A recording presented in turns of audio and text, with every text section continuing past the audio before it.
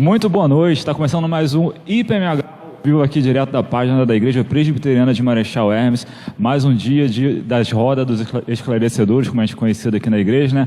Mais um dia de trazer um tema que possa ajudar você a compreender um pouquinho mais as Escrituras, e hoje um tema muito interessante, um tema muito importante, é falar sobre autoridade pseudo-espiritual. E assim, para começar logo o programa de hoje, vou apresentar, nós temos 3 pastores convidados. O pastor Flávio é a primeira vez, mas o pastor Ricardo e o pastor Pablo já estão aqui, mas vamos apresentá-los. O pastor Pablo, que é o pastor da Igreja Batista Vale de Benção, né? Dá seu boa noite para a galera aí. Obrigado por ter aceito de novo estar com a gente. Eu que agradeço, Gil. Obrigado aí pelo convite. Mais uma vez aí estar aqui com vocês. Espero ser pertinente aí junto com os pastores. Vamos contribuir aí, somar. Eu pastoreio a Igreja Batista Vale de Benção na Pedro Correia, ali na Barra Olímpica.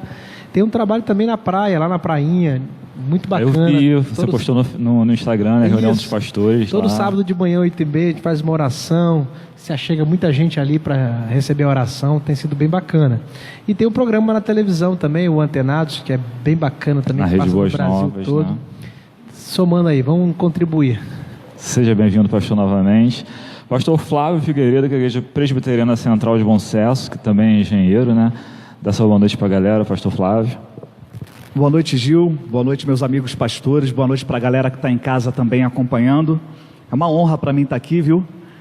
Desde que eu tomei conhecimento aí do programa, já vasculhei lá no YouTube, já vi alguns programas maravilhosos, não consegui ver todos ainda. E eu espero que Deus nos ajude aí para que aquilo que a gente vai conversar aqui seja edificante para o povo de Deus, né? A começar para nós mesmos. Amém. E o pastor Ricardo, que também já é de casa quase, né, pastor? Já está na escola dominical, já está aqui direto. O pastor Ricardo, que é lá da Igreja Presbiteriana de Ramos, né?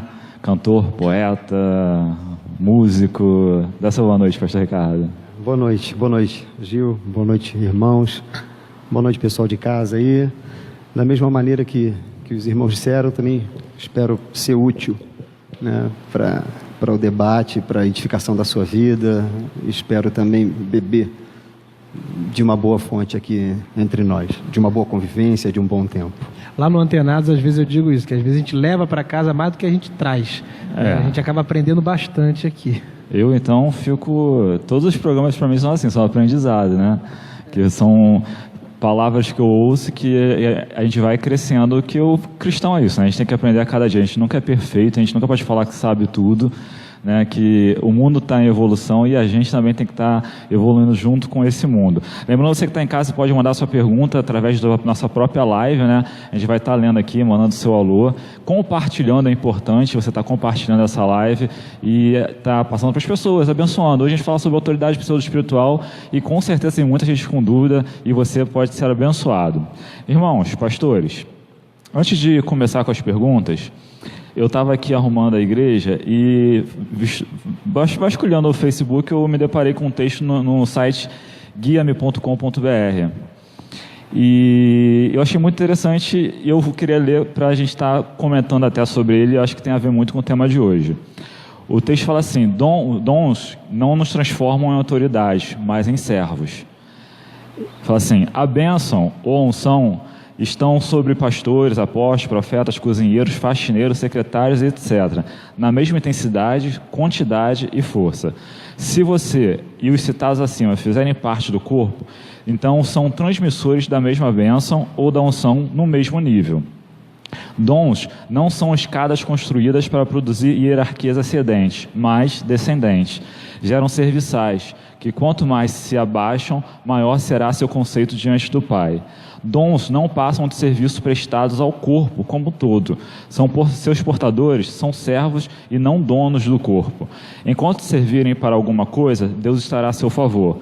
Quando deixarem de servir e se transformarem em dominadores, o mesmo Deus se voltará contra eles. Não está o autor do texto aqui, mas achei um texto muito interessante, né? E calha já com a nossa primeira pergunta, assim, como a gente pode definir uma autoridade pseudo-espiritual dentro da igreja? Quem quer começar a falar? A autoridade, eu vejo que ela é manifestada pelo fruto, né? A autoridade, Jesus falou que maior é o que serve. Então a autoridade não é conhecida pelo cargo, é pelo fruto. Então, uma pseudo-autoridade, geralmente, é aquela que é conhecida pela estética, né? Pelo poder do cargo e não pelo poder do fruto. E, assim, eu acho que é legal também a gente falar da espiritualidade no significado da espiritualidade. O que é espiritualidade? A gente pensa que a espiritualidade tem a ver muito com rito. Hoje em dia, muitas pessoas acham que ser espiritual é você praticar o rito, frequentar a igreja, dar o seu dízimo, cantar louvores evangélicos. E a espiritualidade, ela tem a ver mais com a sua maneira de ver a vida. E essa maneira de ver a vida é baseada em Jesus, né? Jesus é a nossa chave hermenêutica, é a partir de Jesus que a gente vê a vida. E quando você se parece com Jesus, age como Jesus agiu, né? Você olha para a vida a partir de Jesus, com a ótica de Jesus, é aí que é manifestada a espiritualidade. Porque às vezes o cara tem dons espirituais, né? Às vezes manifesta dons e o cara acha que o cara é espiritual pela manifestação dos dons. E espiritualidade está para além disso, é exatamente a maneira de enxergar a vida. E o pseudo espiritual é aquele que não enxerga nele o fruto do espírito, né? Basicamente isso. Sim, esse seria um start aqui da nossa reunião. Pastor Flávio. Eu concordo com o pastor Pablo, e realmente não tem como a gente falar de pseudo-espiritualidade, né, ou de autoridade pseudo-espiritual, sem essa introdução primeiro, e mostrar o que é a autoridade espiritual plena, biblicamente falando. E dentro aí a gente com certeza vai debater sobre isso daqui a pouco, dentro também do maior exemplo que a gente tem, que é o nosso Senhor Jesus Cristo. E a gente vê que, infelizmente, não sei onde isso nasceu e nem por que começou, né? Mas infelizmente a gente vê muitos falsos mestres se aproveitando dessa autoridade espiritual que eles têm, talvez por conta de um título, né? De uma ordenação, de algo que receberam, ou até mesmo algo que eles mesmos se denominaram, e acabam fugindo da palavra do Senhor, acabam utilizando disso de uma forma a obter vantagens, de uma forma, não digo nem somente questões de vantagens financeiras, às vezes a questão da vantagem mesmo do próprio ego, né? De se sentir como alguém superior, ou alguém mais espiritual, ou alguém que tem domínio sobre um povo ou um certo grupo de pessoas, né? E a gente sabe que isso acaba caminhando aí para um ponto de abuso, né? Um ponto de abuso da fé e da boa vontade das pessoas, da confiança, e é algo que a gente precisa combater, né? Por isso que eu acho que esse tema é muito relevante para a gente estar conversando hoje sobre isso, tanto para nós aqui quanto para todos, né? A gente precisa estar levantando esses temas para orientar mutuamente, né? Pastor Ricardo. Para falar de autoridade pseudo-espiritual, eu também parto, como eles partiram, do que seria uma autoridade espiritual, do que seria a autoridade espiritual, né?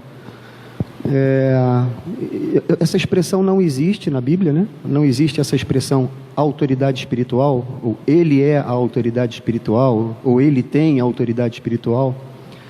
Mas essa expressão autoridade existe na Bíblia, e existe tanto para falar de autoridade que nos dá a entender ser espiritual, como também a autoridade no que diz respeito à autoridade civil, autoridade de organização de alguma coisa. Então, assim, a autoridade espiritual está em Jesus por natureza, ele declara isso, né? Lá no finalzinho de Mateus, por exemplo, 28, a partir do verso 18, toda autoridade me foi dada no céu e na terra, e aí ele diz, ide portanto, e fazei discípulos de todas as nações. Ou seja, a consequência é, vão e façam discípulos, eu sou a autoridade, e eu estarei com vocês todos os dias até a consumação dos séculos. Toda autoridade me foi dada nos céus e na terra, e de portanto fazei discípulos de todas as nações, batizando-os em nome do Pai, do Filho e do Espírito Santo, ensinando-os a guardar todas as coisas que vos tenho ordenado, e eis que estou convosco todos os dias até a consumação dos séculos. Então, ele é a autoridade, né? A autoridade para os homens, no Novo Testamento, a gente vê em poucas passagens, né? A gente vê, por exemplo, em Lucas 9, quando Jesus chama os 12 discípulos, deu-lhes autoridade, essa é a expressão, para os homens. A autoridade sobre Jesus, ou a autoridade de Jesus, é reconhecida muitas vezes. Quando Jesus cura, por exemplo, o paralítico que desce de cima do eirado, né, do telhado, aqueles homens dizem, com que autoridade ele faz isso? E ele mostra, eu poderia dizer para vocês, perdoados estão os seus pecados, mas para vocês saibam que o Filho do Homem tem autoridade. O Filho do Homem tem autoridade tanto para uma coisa quanto para outra, quanto para curar, quanto para perdoar pecados. Eu curo o moço também e perdoo os pecados dele. Depois, a autoridade pode ser meio confundida com poder, ou seja, talvez quase que sinônimas, talvez em algum aspecto. Se for assim, a gente vai encontrar esse conceito também de autoridade, por exemplo, em Atos 1:8, né, quando os discípulos estão ali reunidos com Jesus e perguntam quando será o fim das coisas. Jesus: não se preocupem com isso, o fim há de chegar. E aí ele diz: mas permaneçam em Jerusalém até que sejam do alto revestidos de poder do Espírito Santo, e sereis minhas testemunhas, né, em todo o tempo. Então, também para começar, a gente continuar conversando e eu poder passar a palavra, a autoridade espiritual, se a gente está definindo isso como autoridade espiritual, a autoridade espiritual é aquilo que todo crente tem, que todo cristão tem, com uma finalidade: a finalidade de honrar a Deus, de anunciar o Evangelho, de promover o bem e a paz, de levar o consolo e o conforto aos necessitados, a libertação aos cativos, a restauração da vista aos cegos, a apregoar o ano aceitável do Senhor, aquilo que Isaías sonhou ou profetizou lá no livro dele, que Jesus replica e aplica sobre si lá em Lucas 4, né? Quando ele entra na sinagoga em Cafarnaum, lê a passagem lá e diz: hoje se cumpre essa escritura. Era sobre ele e consequentemente sobre todo o povo cristão. Então, se a gente vai falar em autoridade, então uma primeira palavra eu diria isso: se a gente vai falar em autoridade espiritual, a autoridade espiritual é esse poder que todo crente tem de ser uma testemunha viva de Jesus Cristo, de ser um anunciador do Evangelho, de ser um enfrentador dessas batalhas. Isso é legal. Esse bom combate, né? Esse legal que pro Cristo, não é exclusivo, é para todos, né? Ou seja, não é um líder, um sacerdote que é autoridade sobre as outras pessoas. Pelo contrário. Pelo contrário, toda a comunidade tem o poder de ter a autoridade, sacerdócio de si mesmo, sacerdócio real.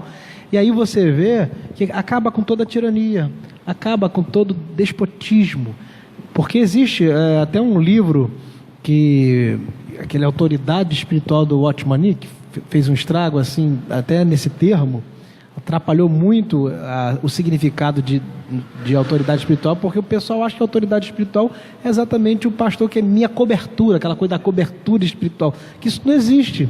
Jesus é a nossa cobertura espiritual. Muitos irmãos nossos morreram combatendo o sacerdócio atribuído a um determinado homem na Idade Média, defendendo a chamada doutrina do sacerdócio universal de todos os santos, com base na primeira epístola de Pedro, no capítulo 2, lá no verso 9, vocês são raça eleita, sacerdócio real, povo de propriedade exclusiva de Deus. Sacerdócio real, mesma expressão que a gente encontra lá naquela salmodia linda de Apocalipse 5, no verso 9, e entoaram um novo cântico: digno és de tomar o livro, de abrir-lhe os selos, porque foste morto, com teu sangue compraste para Deus os que procedem de toda raça, povo, tribo, língua, nação, e para o nosso Deus os constituíste reino e sacerdote. Portanto, o inverso disso, que é conforme o pastor falou, que é eu atribuir um poder especial a mim que você não tem, isso é uma mentira, isso é uma maneira de roubar de você o que é seu, dado pelo Senhor. Temos o mesmo acesso a Deus, somos carentes da mesma graça que você, pedimos, apelamos a você que ore por nós, porque a gente precisa da graça de Deus, e ela se manifesta também mediante o seu pedido, a sua oração. Quem inverte isso e puxa para si uma determinada glória, um determinado poder de mando, de comando e até de manipulação, esse é o que exerce a autoridade espiritual. E não são poucos. Se a gente for olhar algumas passagens, por exemplo, aquela passagem de Crônicas, que, por exemplo, isso de muita gente de televisão e de mídia, de YouTube. Pegam aquela passagem, por exemplo, em que Davi fala que não faria mal a Saul por ser ele um ungido do Senhor, e chegam a ameaçar as pessoas. Viu? Então não façam isso comigo. Quer dizer, Toca no ungido. sem contar que a gente precisa fazer uma diferenciação muito simples, mas muito significativa, que é, no Antigo Testamento você tinha o sacerdote, o profeta. Não era toda a nação que exercia o sacerdócio, não era toda a nação que exercia o profetismo. Em Cristo, acabou. Em Cristo somos todos sacerdotes do Senhor, profetas do Senhor, anunciadores dessa bondade, dessa misericórdia de Deus e carentes da mesma graça igualmente. No mesmo nível, né? Então, quer dizer, querer trazer um modelo do Antigo Testamento é querer roubar de você. E aí tem todos os interesses, conforme já foi mencionado. Talvez o interesse seja financeiro, talvez o interesse seja político. A grande questão é capitalizar. Vaidade também, né? Cativar você a mim. Porque para que você saiba que se você tem sucesso é porque eu jejuo por você, é porque eu subo o monte por você. E quanto que você vai pingar aqui para mim? Você vai votar no cara que eu estou mandando você votar? E por aí vai, né? São os vendilhões do tempo, né?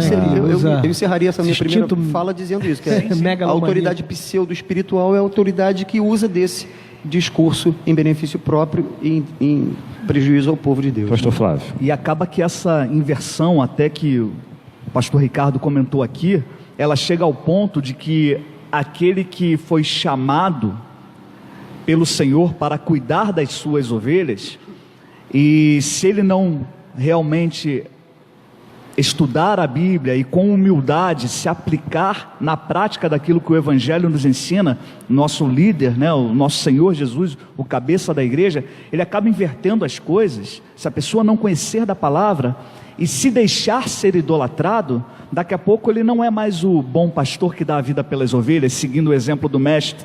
Não é aquele pastor que está disponível, mas é o contrário, ele vai acabar escravizando o fiel, escravizando ali o povo, para que ele seja servido pelo povo, não é? Ele não é mais aquele que está disponível para servir, exercendo assim o dom que Deus lhe deu, mas ele acaba sendo aquele que quer ser servido, quer ser adorado, quer ser idolatrado, quer estar numa posição de ungido do Senhor, e ninguém pode falar contra mim, ninguém se levanta contra mim, porque senão vai ter um câncer, né? Porque senão vai...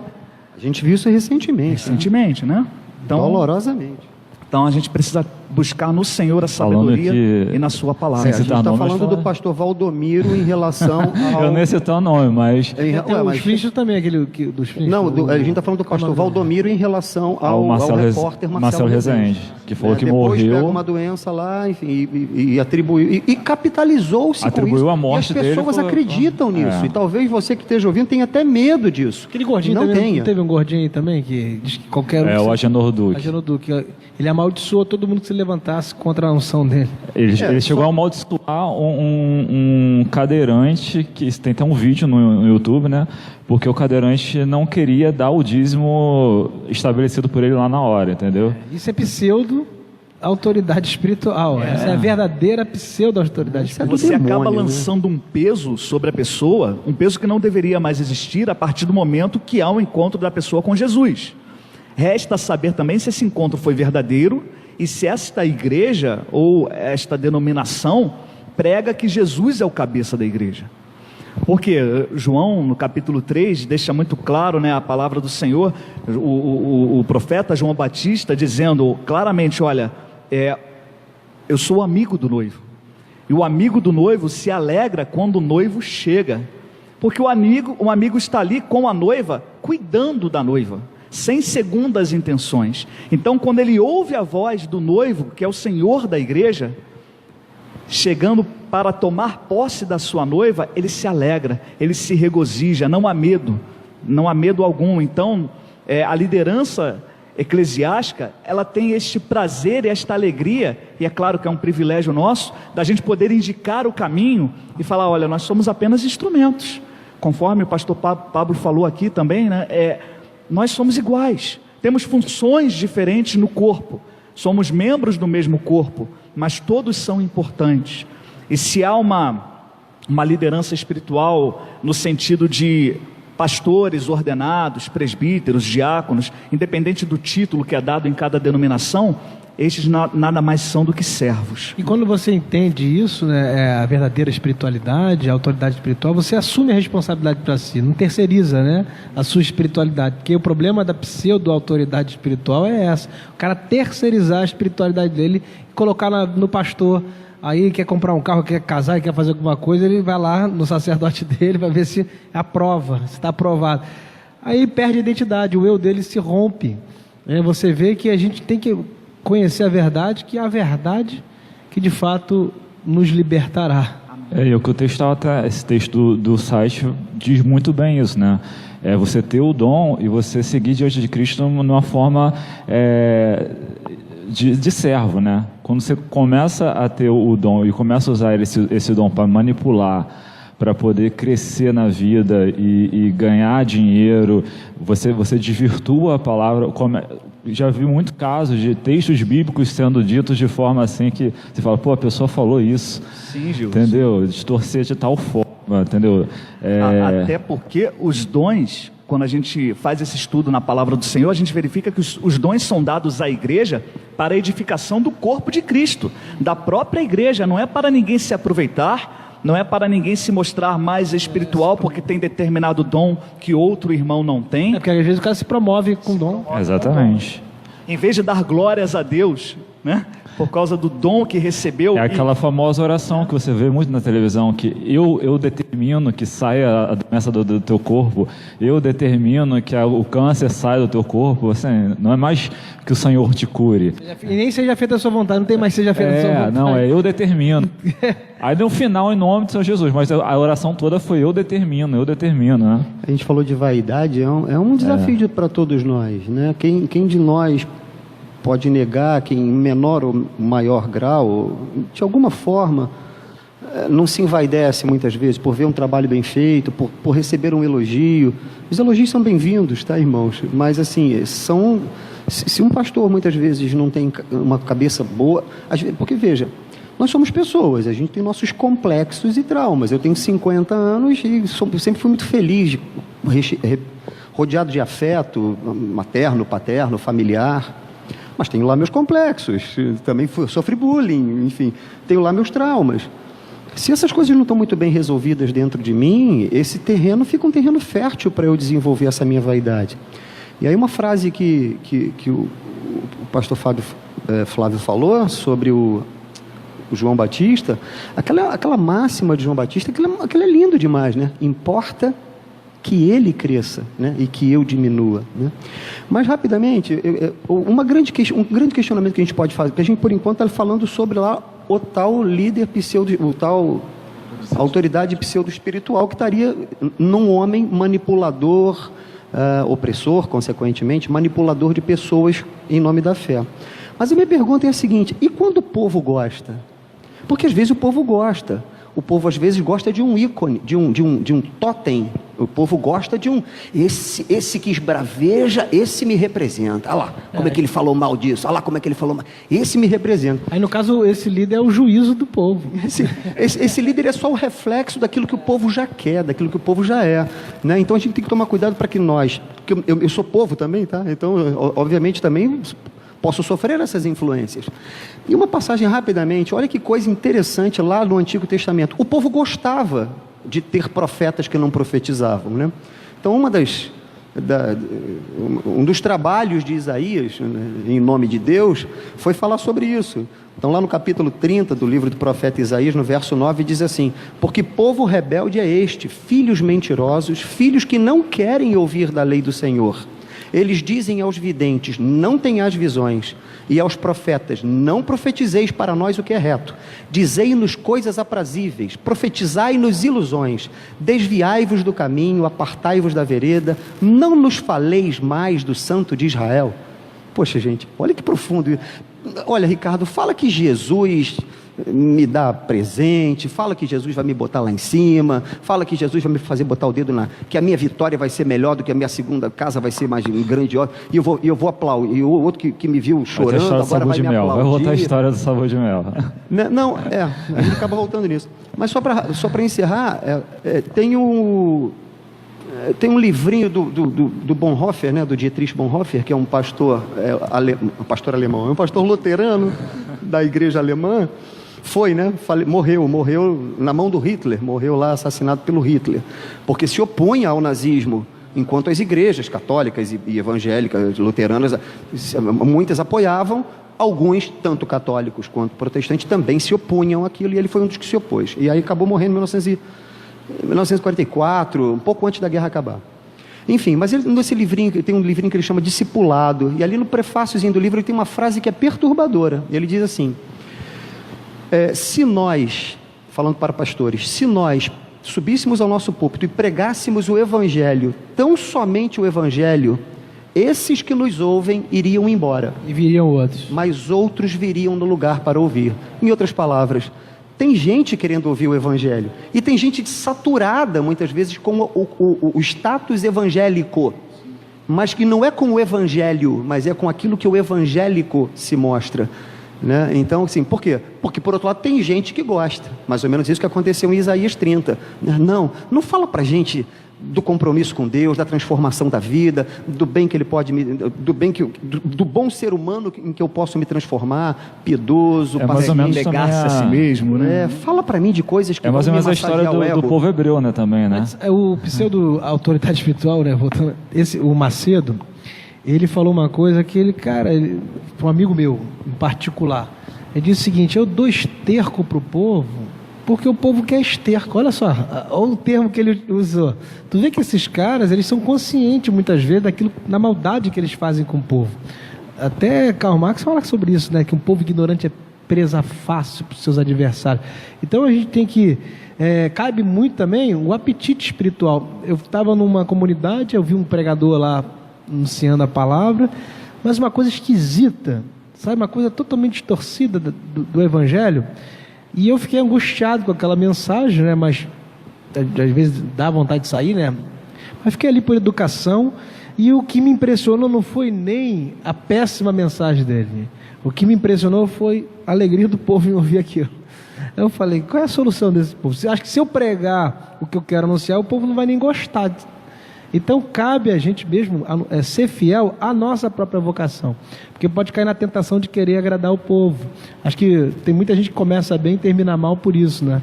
E eu acredito, pastor Pablo, que o sermos fiéis à nossa vocação passa diretamente pela necessidade que a gente tem de ensinar as ovelhas que elas podem ir à palavra do Senhor, confiando que o Espírito Santo revelará as verdades da palavra, que não precisa mais da figura do sacerdote, não no sentido que não precisamos mais de pastores, não é isso, mas no sentido de que ela tem o livre acesso, mas muitos não são estimulados a procurarem, a estudarem a palavra, a terem uma vida, no mínimo uma vida devocional de contato com a palavra, e isso gera uma acomodação do tipo: poxa, Deus me abençoou, eu passei em 2 processos seletivos, vou perguntar ao pastor, meu líder espiritual, sobre quem eu estou debaixo da cobertura, para qual empresa eu devo ir.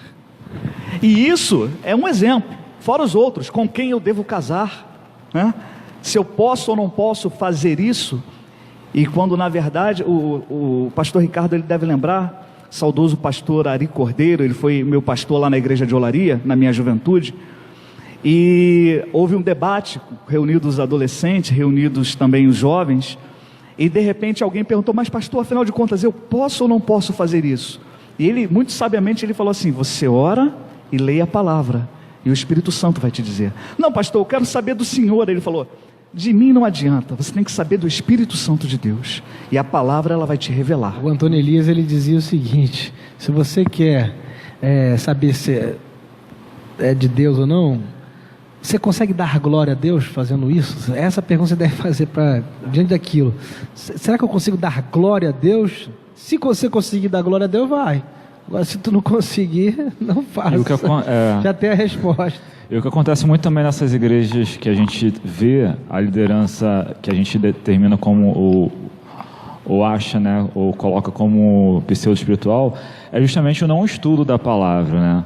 Então, quando você leva uma comunidade só na questão da teoria da prosperidade, daquelas bênçãos que muitas vezes são isso aí eu conheço porque meu cunhado trabalhou numa igreja universal e assim, ele falou que ele via que não podia parar a obra durante os cultos, então via os atores recebendo o cachê no final do culto.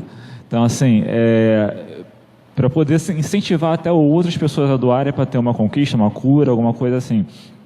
E são igrejas que não trabalham. Às vezes você vê cultos na televisão que do início ao final do culto a pessoa não abre a Bíblia, entendeu? Eu estava conversando com o pastor Flávio antes de começar o programa, que a gente tem um grupo de jovens que vieram de uma denominação deste tipo, e um deles estava me contando uma vez que ele foi convidado a sair da igreja porque ele começou a estudar a Bíblia e começou a questionar a liderança da igreja sobre o que eles estavam sendo falado. Entendeu? E a liderança começou, não, você está julgando a liderança da igreja, você está em rebeldia, que não sei o que lá. Rebeldia. E começou a sair. A igreja fechou, aí abriu uma outra comunidade lá, aí ele voltou nessa comunidade no dia da operação do culto. Ele falou assim, Gil, eu fiquei impressionado. Tinham 15 bispos e apóstolos no púlpito. E o apóstolo principal que pregou falou 1h30 sem abrir a Bíblia e contando a história de uma abóbora. Aí ele falou assim, ele não abriu a Bíblia, ele falou pregou 1h30 contando a história de uma plantação de abóbora. E não falou de nada de Bíblia. Eu falei assim, então assim, e o povo não é ensinado, não é estimulado a estudar a Bíblia, acaba caindo e sendo convencido do errado, né? E no outro culto, esse mesmo povo talvez estivesse lá de volta. Foi aquilo que o pastor falou. Até que ponto as pessoas não gostam disso, não é?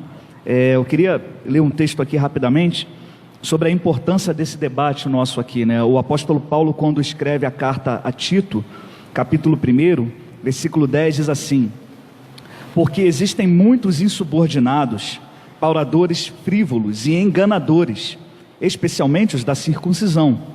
É preciso fazê-los calar, porque andam pervertendo casas inteiras, ensinando o que não devem por torpe ganância.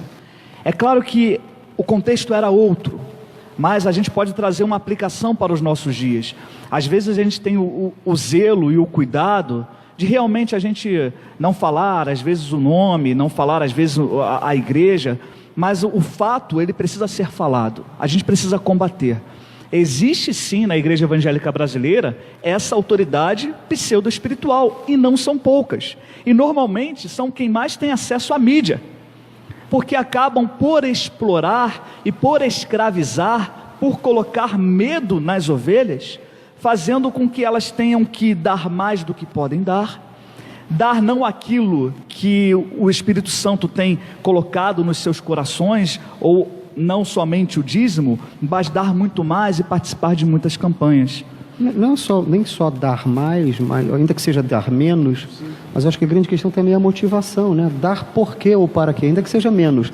Dar para que isso assim aconteça. E a falta da cobrança esse sistema também, de né? barganha, porque uma coisa que a gente vê muito bonita no Evangelho é exatamente a nossa humanização. Tem um ponto, uma tecla que eu sempre bato. Santidade não é outra coisa que não o resgate de uma humanidade deixada lá no Éden. A gente não é a imagem e semelhança de Deus, a gente foi. O homem foi feito. A Bíblia não diz que a gente é a imagem e semelhança de Deus. A Bíblia diz: façamos o homem a nossa imagem e semelhança. Isso lá no capítulo 20, isso lá no capítulo 1, no verso 26. Façamos o homem a nossa imagem e semelhança. Isso não significa dizer que a imagem e semelhança permaneceu, né? Aí alguns vão dizer que ela está manchada, outros vão dizer que ela perdeu. Seja o que for, todos reconhecem que minimamente ela foi, que no mínimo ela foi muito maculada, né? E o que o Cristo vem fazer, o que Jesus vem fazer é reconstruir em nós uma nova humanidade. Texto clássico que a gente gosta de citar, Efésios 2, de 8 a 10. Pela graça sois salvos, isso não vem de vós, é dom de Deus, mediante a fé, isso não vem de vós, é dom de Deus. Não de obras para que ninguém se glorie. E o verso 10 é fantástico nesse sentido. Mas somos feitura dele, criados em Cristo Jesus para toda boa obra. Ou seja, em Cristo a gente é recriado mesmo. Aí, ao invés de nós ouvirmos uma palavra que vá nos humanizar, ou seja, tirar de nós o interesse, fazer com que nós sejamos mais tolerantes, piedosos, compreensivos, menos arrogantes. Não. A gente ouve expressões que fomentam aquilo que é mais primitivo do nosso bicho, da nossa animosidade, a inveja, o desejo de ter mais, tudo isso, né? Então, quer dizer, corremos todos o mesmo risco. Eu corro esse risco. Todos nós corremos esse mesmo risco. Pegar esse gancho do Ricardo aqui sobre essa espiritualidade que é o resgate da nossa melhor versão de nós mesmos, né? Eu até lembrei de Marcos 7, quando ali a gente encontra o significado da espiritualidade que Jesus quis nos ensinar. Quando os fariseus, identificando a espiritualidade do lado de fora, do não toques, né? Tem aquela coisa do não toque, que se você tocar, posso ser impuro. Porque a crítica dos fariseus era que os discípulos de Jesus estavam comendo sem lavar as mãos. E aí aquilo era um ato impuro, porque lavar as mãos fazia parte até do rito deles. Era uma parte do ritual. Aí Jesus entra dizendo: o que contamina não é o que entra, é o que sai. Você vê que o evangelho é a religião do coração, tem muito a ver com a motivação, como você olha a vida. Se teus olhos forem bons, todo o teu corpo será bom. Então olha como que é importante. Aí tocando aqui no que o Ricardo falou, o interior sendo santificado pelo evangelho, você se torna um homem bonito, uma pessoa amável, você acaba com a intolerância, com o abuso, com o descaso. Essa nova criatura resgatada pelo Evangelho faz de você um homem compassivo, você tem compaixão. Essa humanidade que... Estava até conversando com o Tiago no carro, que a espiritualidade não afasta, não é uma coisa isolada da humanidade. É um contexto, está tudo junto. Interesa, né? Interesa do ser, né? Você vê, o ser inteiro. Totalmente, né? Jesus não fala isso. Eu lembrei da passagem quando ele diz que tive fome, me deste de comer, tive sede, me deste de beber, né? Tive nu, me vestiste, tive preso, me visitaste. Então você vê que tem a ver muito com a humanidade. Deus quer ser amado é no próximo mesmo, né? É nas relações humanas, é um culto na vida. Esse é a verdadeira espiritualidade, não é? É proibido, não pode, não toca, não bebe, não faz. Isso não tem poder nenhum contra a sensualidade. Paulo fala em Colossenses 2,16. Então é de fato uma transformação do nosso íntimo, do nosso interior. É uma mudança de metanoia, uma metamorfose, é uma mudança de ótica de vida que muda exatamente a maneira de ver a vida, que é a espiritualidade manifestada nessa linha aí que você está falando, de não toque, não faça, ou seja, as regras... Moral, né? O evangelho não é moralista, né? Ele é ético, né? Apesar de... Ele tem a sua moral, mas ele não é moralidade, né? Romanos 13, 9 chega ao cúmice, né? ao topo, ao ponto de dizer o seguinte: só existe regra porque não existe amor. Né? Lembra disso que está lá? Abre para a gente, para não perder a riqueza da passagem que eu estou querendo dizer. Mas Romanos 13, 9 vai dizer assim: se houvesse amor, não haveria necessidade da lei dizer: não matarás, não furtarás, não farás falso testemunho. Em outras palavras, se houvesse amor, eu não precisaria dizer: Ricardo, não rouba o outro, não agride a irmã com palavras, não fica invejoso com o que o outro tem. Não, se houvesse amor, aí vou usar uma expressão: o amor intuiria o que é o bem. O amor intuiria. Mas como essas coisas são nebulosas para nós, aí precisa da regra, né? Não toque, não vá. Porque se eu tivesse o amor nessa plenitude, eu não precisaria dizer quais são os limites do respeito porque o amor é o tempero do negócio. Exatamente, né? Então, como o amor é uma espécie de uma muleta, aliás, as regras são uma espécie de uma muleta, né? Então, assim, a proposta é isso, que você consiga perceber isso é bom na minha relação com meu esposo, isso é bom na relação com meu namorado, isso é bom. Eu vivo uma relação de domínio com a outra parte, com a outra pessoa, de opressão com a outra parte, com a outra pessoa. Eu sou oprimido por um líder religioso, eu sou como líder de igreja, opressor de alguém, né? Então, quer dizer, é muito nisso aí, quer dizer, a nossa humanidade reconstruída, né, o amor está presente, e a gente vai percebendo, isso 13, é bom, Romanos isso 13. não é bom. Pastor Flávio vai ler para a gente. 13, 9, né? Lê para a gente. Eu vou ler a partir do 8, né? A ninguém fiqueis devendo coisa alguma, exceto o amor com que vos ameis uns aos outros. Pois quem ama o próximo tem cumprido a lei. Pois isto: não adulterarás, não matarás, não furtarás, não cobiçarás, E se há qualquer outro mandamento, tudo nesta palavra se resume: amarás o teu próximo como a ti mesmo. O amor não pratica o mal contra o próximo, de sorte que o cumprimento da lei é o amor. Se tivesse amor, não precisaria ter regra. Faz, não faz, faz, não faz, faz, não Isso é faz. lindo, né? Acho que o que me encanta no Evangelho são palavras como essa, assim, né? Isso aí é a beleza do Evangelho. A beleza, você falou uma palavra que eu carrego muito comigo, que foi citada pelo irmão que está atrás da câmera, na oração que a gente fez antes de começar, que é a expressão que está lá que está lá no Salmo 96, no verso 9, e está também no Salmo 29, no verso 2. Adorai o Senhor na beleza da sua santidade. O Evangelho é bonito, gente. O Evangelho é belo. O Evangelho é transformador. O Evangelho faz com que a gente olhe as coisas. Lembram-se, para eu passar a palavra, lembram-se daquele milagre que Jesus faz, parece que em 2 etapas. Ele cura um moço cego, untando a terra, fazendo lodo, e aí ele fala assim: o que você está vendo? Ele fala assim: já estou vendo, vejo os homens como árvores. Jesus disse: ainda não está bom. Homens não são árvores, é para você ver homens como homens, é para você ver pessoas como pessoas, gente como gente, né? É uma boa metáfora aí do que a gente está dizendo nesse processo transformador da nossa capacidade de enxergar novamente, né? De enxergar pessoas como devem ser enxergadas, dignas de respeito, de compreensão da sua condição, né? Por isso a gente está falando aqui também, a gente inclusive falou sobre a possibilidade do povo. E o povo? Será que o povo não gosta? Assim, claro, com todo respeito a você, a grande questão é chamar-nos, a todos nós, a atenção de todos nós, para ver se a gente não se enquadra dentre aqueles que foram chamados a atenção por Isaías, lá no capítulo 30 do livro dele. E o povo, que por final acaba gostando dos pseudos espirituais. Né? Então que a gente não seja assim, essa é a proposta. Antes de continuar, só mandando um beijo para Kélia, Ana Cristina, Joyce, um beijo para Helena. A Joyce é a menina que era nossa produtora, ela foi que está assistindo em casa, gente. Mário José Figueiredo, Denilza Mouta, e a Kelly está falando assim, espero que os seus pastores comentem.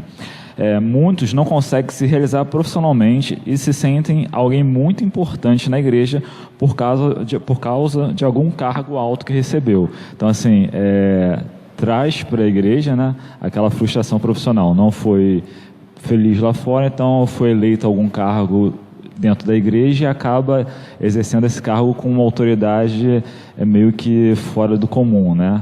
Alguém quer comentar? Eu acho que isso aí é a contramão da espiritualidade, né? Porque ela está fazendo mal a ela mesma. Quando ela se vangloria num cargo como esse, num status como esse, porque já que maior é o que serve, a espiritualidade ela é discreta, ela não se manifesta, ela não se promove. Ela é quanto mais discreto, mais espirituais somos. Quando a pessoa se gloria nessa megalomania, né, um cara que gosta de mandar, gosta de poder, gosta de status, gosta de ser visto, é o narcisismo mesmo, é o ego dele, seja homem ou mulher, crescendo e está fazendo mal, na verdade. A espiritualidade está sendo reduzida. E não entendeu o que é o Evangelho, né? Porque o próprio Senhor Jesus, lá no capítulo 13 de João, aquela passagem belíssima, onde ele vai mostrar aos discípulos, né, o que é realmente ser o maior no reino dos céus, que é o servir, quando ele se posiciona ali e se ajoelha e vai lavar os pés de cada discípulo. Então é uma forma muito clara, quando o próprio Senhor Jesus vai dizer: vocês estão entendendo o que eu estou fazendo aqui? Vocês entenderam o que eu estou fazendo? Maior é o que serve. É Deus se fazendo homem. Olha só, olha que Deus. O fato dele ter se encarnado já mostra isso, né? E ele já encarnado, ele perante os seus discípulos, quem ele chamou, quem ele escolheu, quem ele realmente ensinou, discipulou, ele vai lá e vai mostrar, olha... Se a pessoa conheceu o Messias, o Yeshua, Jesus, com certeza ela não vai considerar esse tipo de posição como uma posição de alto escalão, de importância. Porque você vai ver no exemplo de Jesus, até os judeus esperavam um Messias temporal, né? Haviam vários Messias que estavam esperando a principal razão ali, né, que todo mundo conhece, que era para libertar do jugo de Roma. Então era um Messias temporário. Tanto é que muitos, quando descobriram que Jesus não era quem eles pensavam que fosse, alguns até traíram, deram as costas, Judas então abandonaram. E ele veio para ser o resgatador de um mundo diferente, que é o mundo espiritual, não do mundo terreno. Então, se a pessoa quer entrar na igreja, para querer crescer na igreja, ou... Da carteirada, que a gente fala da carteirada. Eu acho que ela está atrás de um outro Messias que não é o Messias. De um outro rei, né? De um outro rei, de um outro reino. A gente fala muito do temporal. reino, do rei, seguimos o rei que é Jesus. A gente não pode se esquecer que o reino de Jesus, o reino de Deus, é em nós, o reino dos céus, sim, mas eu digo, é um reino totalmente diferente de qualquer outro reino. Inclusive, por exemplo, inclusive do reino de Davi e de Salomão. O reino de Jesus é um reino, até a vinda de Jesus, Salomão era o cara. Quando Jesus veio, Jesus disse que os lírios são melhores do que são mais gloriosos, mais belos do que Salomão. Olhai os lírios dos campos, né? Eles não tecem nem fiam e ainda assim se vestem com maior glória do que aquela que Salomão viveu. Então as pessoas, é arriscado para nós confundirmos a ideia de reino, porque quando a gente pensa em reino, a gente pensa em quem? A gente pensa na Rainha Elizabeth, pensa no rei da Espanha, pensa no rei do Japão, que foi mudado agora, né? Que são cerimônias belíssimas e essas precisam existir. Mas o reino de Jesus não é o reino do tapete vermelho, não é o reino das flâmulas estendidas, das pompas e das honrarias, né? O reino de Jesus é esse reino, conforme o pastor Flávio falou, do rei que abaixa para lavar o pé dos seus súditos, dos seus discípulos, e depois perguntar: entenderam o que vos fiz? Pois é, vocês me chamam de Senhor, está lá na conclusão de João 13, vocês me chamam de Senhor e Mestre e fazem bem, porque de fato eu sou. E se eu, sendo Senhor e Mestre, fiz isso com vocês, quanto mais vocês devem fazer uns com os outros assim, né? Lavar os pés. E aí, ainda como desdobramento disso, ainda também usando uma palavra que foi mencionada, o maior é o que é menor. A gente tem que tomar um outro cuidado, que é querer ser humilde para ser maior. Então já que Jesus falou que a questão é ser humilde, então deixa eu ser humilde, deixa eu ser humilde, porque aí as pessoas vão perceber que eu sou humilde e isso vai massagear o meu ego. A minha soberba humildade, né? A minha humilde soberba, né? Mas eu vejo um outro lado nisso, né? E aí chama uma outra passagem, aquela em que Jesus separa lá e diz assim: eu tive fome, me deste de comer, já foi mencionado também pelo pastor Pablo, tive sede, me deste de beber, tive nu, me vestiste, tive preso, me visitaste. E aí eles dirão: quando que o Senhor teve assim? E a gente te ajudou? A gente nunca te ajudou assim. Jesus falou: me ajudaram. É porque vocês não contabilizam. Acho que essa é uma palavra muito importante que eu queria colocar. Contabilidade. A grande questão não é que você contabilize o que você está fazendo. A grande questão é que você faça. A grande questão é que simplesmente você viva. Viva o bem, viva o amor, viva a contemplação do belo, da beleza da santidade. É o prazer da jornada, né? Da beleza do lírio do campo, da beleza da ave do céu. Sem aquela... Contentai-vos com o que tendes, né? Quando é natural e discreto, que é autêntico. Fugindo então, assim, daquela tentação de ser reconhecido. Isso, né? Inclusive na humildade. Vão reconhecer que eu sou humilde, vão reconhecer que eu sou uma pessoa humilde, servidora. Essa também é uma outra tentação, né? Então, mas a grande questão é: não contabiliza isso não, vive o amor de Jesus, vive o Evangelho. Porque você vai errar e vai acertar. E você não vai ficar contabilizando: errei, acertei. Vai viver. E vivendo vai errar, e vivendo vai acertar, e vivendo vai errar, e vivendo vai acertar. Vai pedindo perdão, vai se aperfeiçoando. As crianças sabem bem, né? As crianças da igreja sabem bem quando elas cantam. Cuidado, bloqueio. Sempre melhorando, sempre melhorando, sempre melhorando, sempre melhorando no Senhor. E as crianças, é isso, é sempre melhorando, porque a gente vai tropeçar algumas vezes, mas que esse Evangelho nos sensibilize, a gente veja beleza nisso. E se tropeçar, nunca deixar de aprender, né? Porque também tem isso, a religião, ela é diferente da espiritualidade de Jesus. Uma coisa é a espiritualidade de Jesus, outra coisa é a religião cristã. Então, o Evangelho é esse sempre melhorando, sabendo que somos um pecador salvo pela graça, um pecador arrependido, que nunca deixa de aprender. Sem essa culpa do erro. Que se examine-se o homem a si mesmo. Está sempre se examinando. Poxa, meu Deus, me surpreendi com essa minha reação. Eu não achava que eu pudesse fazer isso mais. Poxa, vou ser mais diligente para não fazer isso. São os opostos. Também não ficar no banco achando que não pode fazer nada, que não é capaz, e também não achar que pode ser tudo, até maior do que o próprio líder da igreja, né? Sim, e essa palavra dos irmãos me lembra o primeiro texto que o pastor Ricardo citou aqui, lá de Mateus 28, quando a autoridade que nos é dada como igreja, ela tem uma razão de ser, né? A gente precisa ir e fazer discípulos de todas as nações e batizá-los. E certa vez eu estava ouvindo o pastor Jeremias Couto, e ele, num trabalho que ele tem muito belo, com a questão da evangelização de crianças em comunidades, ele falava, olha, a igreja evangélica, ela tem ido, mas muitas vezes ela não tem discipulado. Ela vai, ela prega, ela anuncia a Cristo como salvação, e graças a Deus por isso, mas às vezes ela para nesse ponto e não continua no discipulado, né? No ensino da palavra, ali no dia a dia, no tempo, né? Então é necessário muita Hoje nós temos ajuda. Só aproveitando enquanto está enchendo o copo aqui do pastor Ele Ricardo. está ouvindo que maior que serve, ele quer crescer. Viu? Glória a Deus. Joyce, perdeu o teu cargo hoje, hein? Muito obrigado. Mandando um beijo para Gabi, que está mandando um abraço para o pastor Flávio e para os demais pastores, dizendo que está muito bom o debate.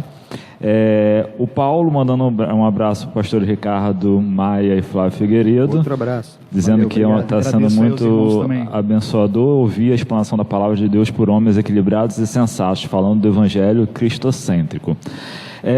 Partindo para um próximo, a gente já falou muito de Bíblia aqui, eu queria que cada pastor citasse um exemplo dentro da Bíblia de uma liderança saudável e desse uma explanação sobre essa liderança. Fulano de tal foi um líder saudável por isso, por isso, por isso. Quem quer começar? Pode, pastor. Bom, a liderança por excelência é a de Jesus. Não, vamos tirar Ok. Jesus do... Ele... Tá, mas aí eu vejo eu vejo alguns outros líderes assim que também eu os admiro por algumas situações. Eu dou graças a Deus porque todos eles falharam, né? Porque todos eles pecaram. Eu já você tem que ter a fé de Moisés. Não, você tem que ter a fé de Jesus. Moisés tropeçou, Gideão tropeçou, Débora foi maravilhosa, mas tropeçou, Moisés tropeçou, Josué tropeçou. Mas eu destacaria algumas coisas. Eu destaco, por exemplo, Moisés, quando em Êxodo, no capítulo 32 ou 33, eu posso dar referência melhor. Quando em Êxodo ele diz o seguinte, o povo faz o bezerro de ouro, lembra? Ele sobe para orar, quando ele volta, ele sobe para orar, demora para voltar, o povo faz o bezerro de ouro, capitaneado por Arão. E aí quando ele volta, vê aquela tragédia, né, a idolatria, e volta para o monte e fala uma palavra muito ousada: Senhor, perdoa esse povo, ou risca o meu nome do livro que tu estás escrevendo. Aí é uma polêmica, que livro é esse, se é o mesmo livro do Apocalipse 20, livro da vida, enfim, ou se é o livro da história de Israel, que seja. O fato não é nada muito agradável. Ou seja, por que eu acho bonita essa passagem? Porque ele está dizendo assim: eu sou um com eles. Não, então, se diante de mim, aquela canção, se diante de mim não se abrir o mar, Deus me fará andar por sobre as águas. Ótimo, eu canto também. Mas eu e meus irmãos, porque não adianta eu ir e meus irmãos ficarem. Não é, a fé cristã, ela é uma fé fundamentalmente coletiva, né? Portanto, vejo uma beleza na liderança de Moisés por isso, e mais pela paciência que ele teve, por tanto tempo para ir convencer o povo, por tanto tempo depois andando pelo deserto. Então acho bonita essa liderança de Moisés por isso. Acho bonita a liderança de Davi, mas eu sinceramente não é que eu prefiro. Eu sei que Davi é o homem segundo o coração de Deus, mas eu acho Davi muito enrolado, assim, se enrola com muitas coisas, relacionais, relacionamento com mulher, relacionamento com exército, relacionamento com filho. Pelo amor de Deus, é claro que é uma figura bíblica admirável, né? Por favor, eu estou falando que tem situações que ele se enrola. E gosto, então, nesse aspecto, eu gosto muito de Salomão. Gosto, por exemplo, de Salomão, quando no primeiro livro dos Reis, no capítulo 3, Salomão diz assim: Senhor, eu estou sendo colocado para reinar sobre esse povo, me dá sabedoria para que eu possa julgar corretamente o teu povo. Aí Deus fala assim: você não pediu dinheiro, você não pediu longevidade, não pediu para exterminar teus inimigos, que eram coisas comuns a serem pedidas. Você pediu sabedoria para que o povo fosse abençoado.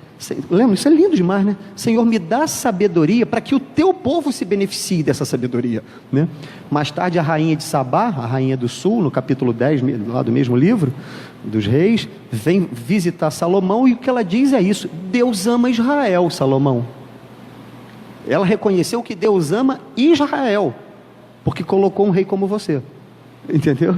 Né? Então, quer dizer, ela reconheceu que Deus ama Israel. Gosto, portanto, de Salomão por isso. Acho que Salomão é um cara mais conciliador, né?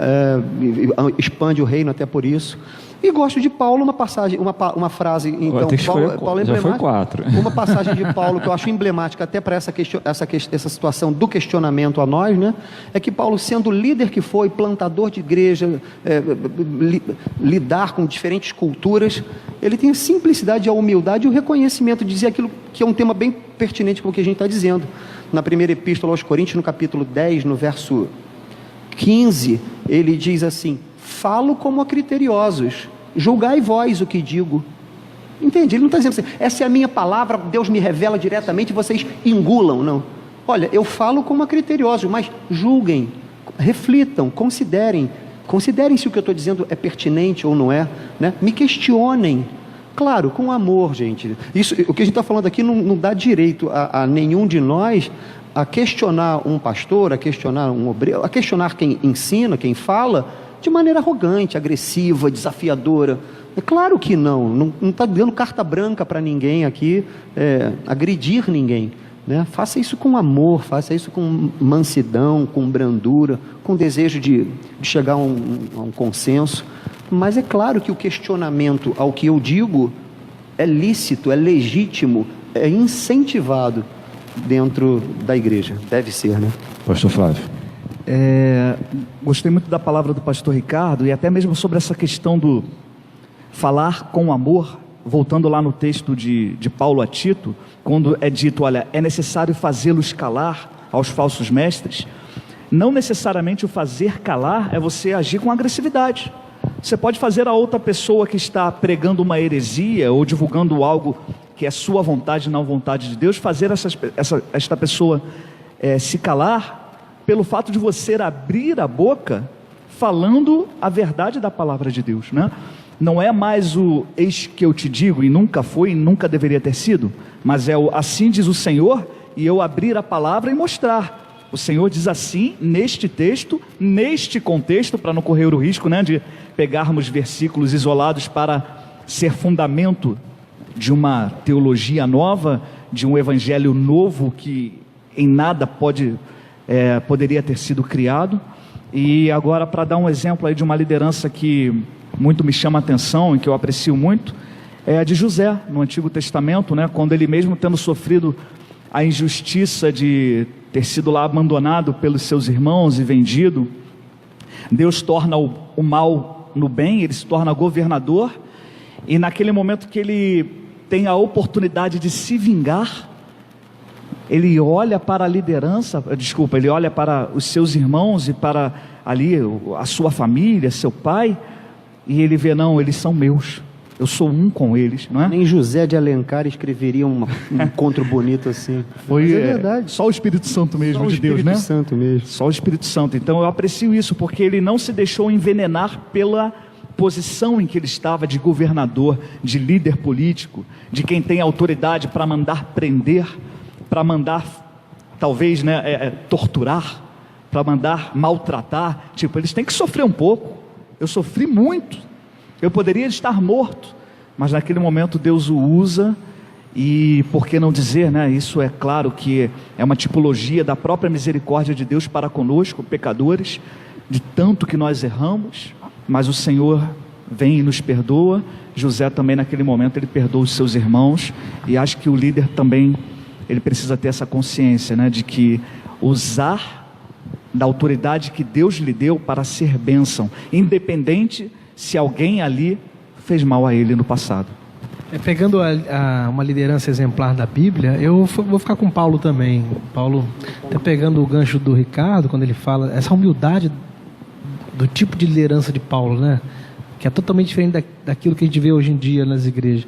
Essa humildade, por exemplo, do texto que ele citou, de ser questionado, abrir a oportunidade de ser questionado. Até porque o sistema sinagogal, a liturgia sinagogal dos dias de Jesus, dava essa oportunidade. Tinha o orador principal e tinha os outros oradores, que era comum o orador principal ser questionado, já fazia parte até da liturgia. E bacana essa coisa de não ser déspota, não impor o que ele pensa sobre os outros. Uma outra marca dele que me chama a atenção, baseado também nisso, é que ele diz em outro texto para considerar o outro maior do que a si mesmo. Isso significa que aqui temos 4 líderes, ou seja, eu não sou maior do que ninguém, todo mundo aqui é maior do que eu.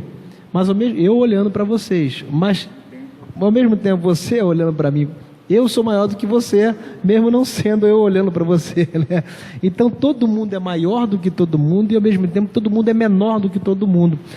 Essa espiritualidade, esse tipo de liderança, essa espiritualidade é marcante, porque ninguém aqui vai usar de assertividade, de dedos largos, de julgamento, de apontamento, porque todo mundo aqui está na posição de humildade, dependência. E é aí que vem o que a gente está falando desde o início, dessa autoridade que é manifestada, a autoridade espiritual que é manifestada através de uma espiritualidade discreta e do serviço ao próximo. Não tem outra liderança como essa, segundo o Evangelho. Qualquer liderança que venha querer mandar, governar, ela fere todo o princípio que o Evangelho de Jesus veio nos ensinar. Então isso aqui já é um alerta para quem está nos ouvindo aí. Quem sabe possa ter alguém aí congregando em alguma igreja com um governo episcopal tirano, e o cara ali está achando que tem que se submeter a essa autoridade porque deram uma posição, deram um cargo para o cara, e o cara está sendo oprimido e sofrendo. Então assim, é abrir os olhos mesmo, cair as escamas dos nossos olhos, entender que a autoridade é o fruto, é no fruto que é manifestada a autoridade. Pegando o gancho aí na palavra do pastor Pablo, até que seria a nossa próxima pergunta, a gente tem várias igrejas, né? Não só as históricas, mas as igrejas que se formaram depois, e essa questão da formação administrativa da igreja, como existe a presbiteriana, que os nossos pastores podem explicar um pouco, o pastor pode falar da Batista, mas tem outras igrejas, como o pastor Paulo falou, que concentram a administração da igreja num apóstolo, num sumo sacerdote intitulado, entendeu? Como essa organização administrativa, tanto as igrejas tidas como históricas como as atuais, podem afetar nessa questão da autoridade espiritual ou da pseudo-autoridade, né? Porque quando você, como se falou, né?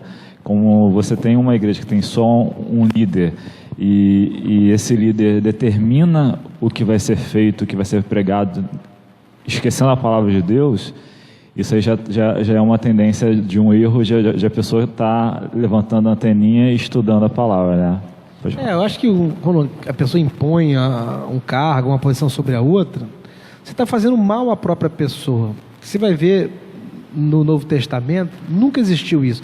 O próprio Pedro, vamos colocar Pedro aqui, Pedro era presbítero, ele era diácono, mas não era consagrado, não tinha essas consagrações que a gente vê hoje em dia. Era o fruto mesmo da vida dele que revelava. Então, era a manifestação do fruto revelava qual era a autoridade da pessoa. Então, as pessoas não precisam dizer quem ele era, já era pela manifestação.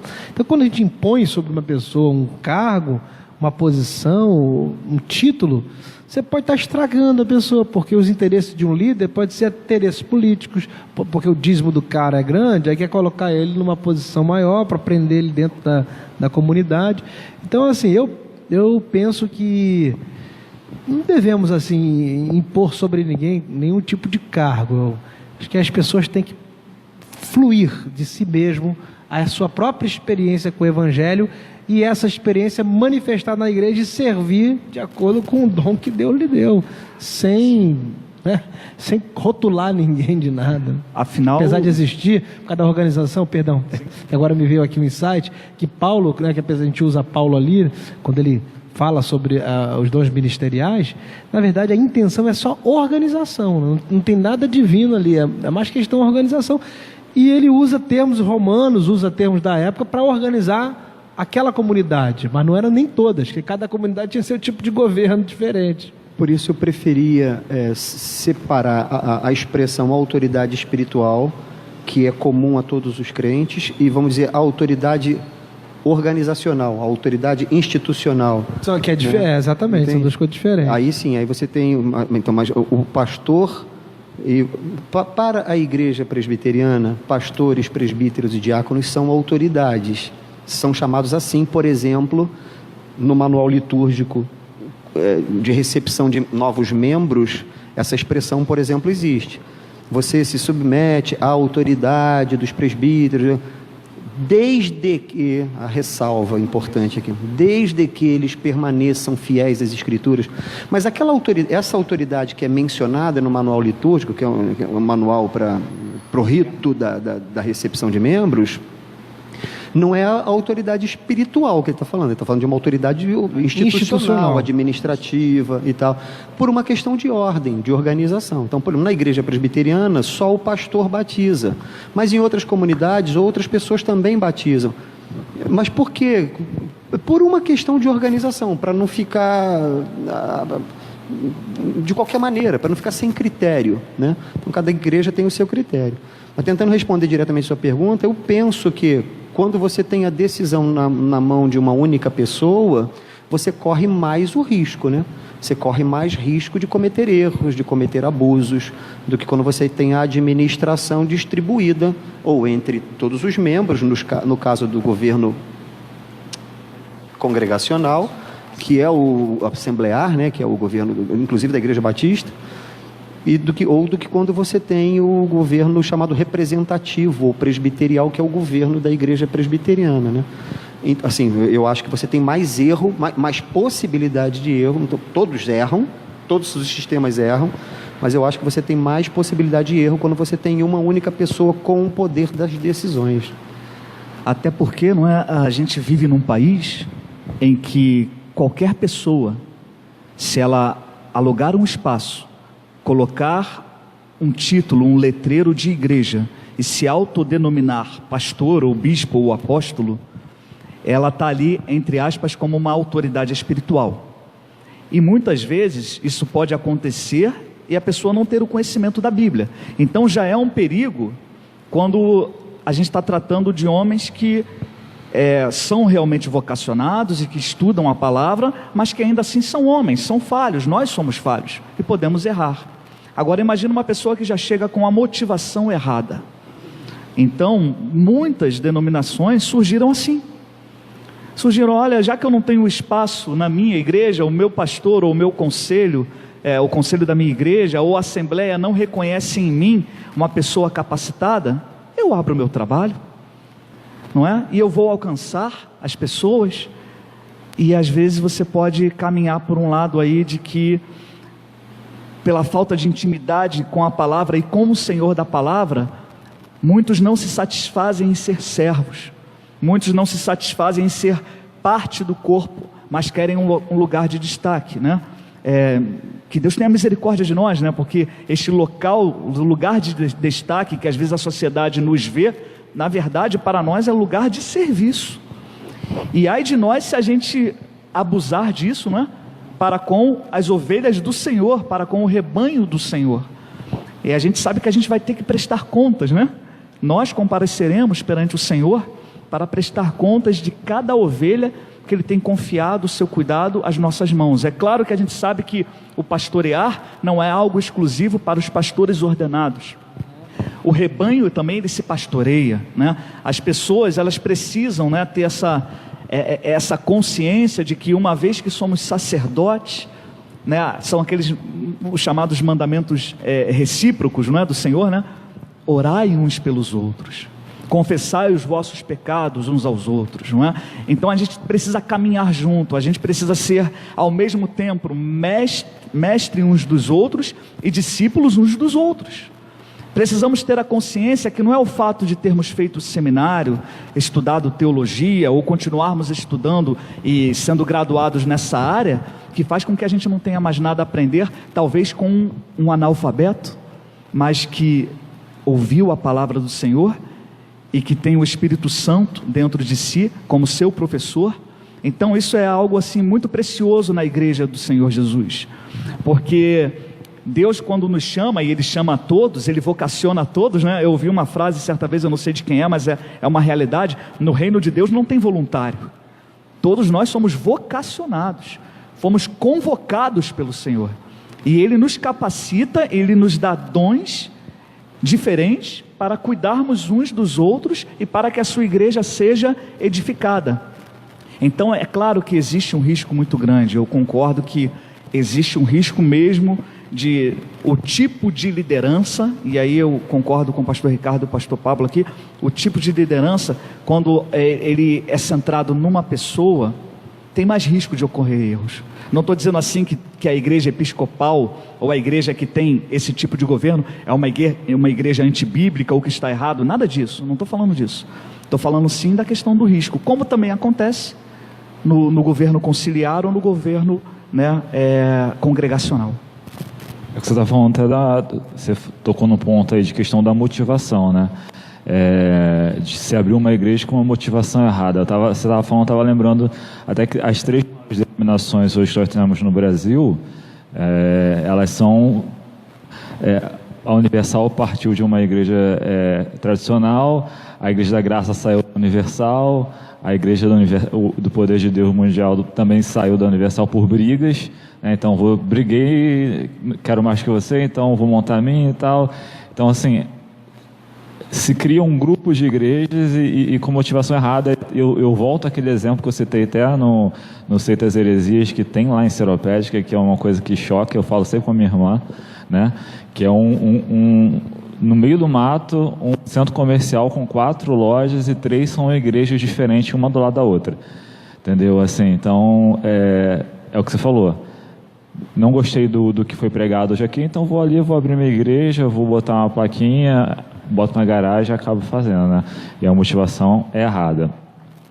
Gente, uma pessoa não vocacionada para o ministério pode exercer uma autoridade distorcida espiritualmente? A gente estava falando até que, mais cedo também, o pastor Flávio chegou bem cedo aqui, a gente pôde conversar bastante sobre isso. Existem pessoas que são indicadas para serem pastores, são levantadas, pastores, ministros e tal, e não são vocacionadas, né? E como isso afeta a vida espiritual da igreja? Existem os chamados pastores e os pastores chamados. Tem os que se chamam e os que Deus chama. Então, assim, eu penso que se o cara não faz o que ama, ele vai trazer prejuízo para a comunidade, ele não vai dar o melhor dele. Então, assim, é claro que a função pastoral pode ser aprendida. O cara pode aprender aquilo. Mas se ele não ama o que faz, não foi vocacionado para aquilo, com certeza ele vai trazer um prejuízo, porque ele não vai fazer com amor, os frutos não vão ser manifestados, vai ser só um boneco da fé, um profissional da fé. E aí a comunidade sofre, né? Todo mundo sofre. E a própria pessoa também adoece, porque um pastor que não é vocacionado, é claro que os vocacionados também sofrem, mas assim, o cara que não é vocacionado e assume a posição, ele não tem noção do que ele vai encarar pela frente. Ele está se metendo no nicho de cobra. Olha, a vocação é um assunto, para mim particularmente, muito complexo, né? Sinceramente, até hoje eu questiono a minha vocação. Às vezes mais do que eu gosto, às vezes mais do que é desconfortável. É desconfortável, mas às vezes é mais do que desconfortável. Estou falando da minha experiência pessoal e não estou com vergonha de abrir esse jogo aqui com vocês. Vocação para a atividade pastoral. Então eu queria trabalhar assim, o seguinte entendimento: a maior vocação de todas, gente, a maior chamado de todos é ser de Jesus. Esse é o maior chamado de todos. O desdobramento disso aí é ser outras coisas. Pode ser pastor, pode ser assumir algum cargo em igreja, pode ser um bom psicólogo, uma boa boleira, uma senhora que faz bolo, pode ser um bom limpador de ruas, pode ser um bom mecânico, pode ser um bom sapateiro, pode ser um bom engenheiro. Cristão, servo de Deus, servo de Jesus Cristo. Essa é a primeira, essa é a maior vocação de todas. E eu estou dizendo isso porque não raro eu já ouvi ao longo da minha vida coisas dessa natureza. Ser pastor é a maior vocação que tem, um grande ministério. Não nego ser. A palavra de Deus diz: se alguém almeja o episcopado, grande obra almeja. Mas não diz que ela é maior do que as outras. Não diz que grande obra almeja, não nega que é uma grande obra, mas não hierarquiza em termos de dizer quem é mais, quem é menos. Nós, seres humanos, é que temos uma mania de medir. Quem é mais bonito, hein? Eu ou ele? Quem é mais rico? Quem é mais influente? Quem é mais eloquente? Quem é mais encantador? Nós temos essa necessidade. O Evangelho não tem essa necessidade de nos mostrar isso. Então, assim, falando agora de uma experiência pessoal, me questiono sobre a minha vocação para o exercício pastoral muitas vezes. Eu fui ordenado em 2002, então você vê, são aí quase 17 anos nesse conflito.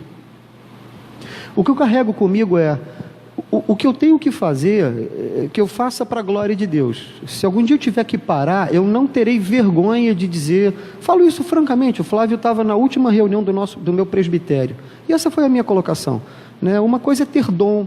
Talvez você que esteja ouvindo aí e fala assim: poxa, o pastor Ricardo, você tem um dom de falar, de explicar. Uma coisa é ter dom, uma coisa é ter talento para isso, outra coisa é ter vocação para isso. Que aí eu queria associar vocação a uma palavra que o pastor Pablo colocou: vontade. A vocação a vocação se traduz também numa vontade de fazer.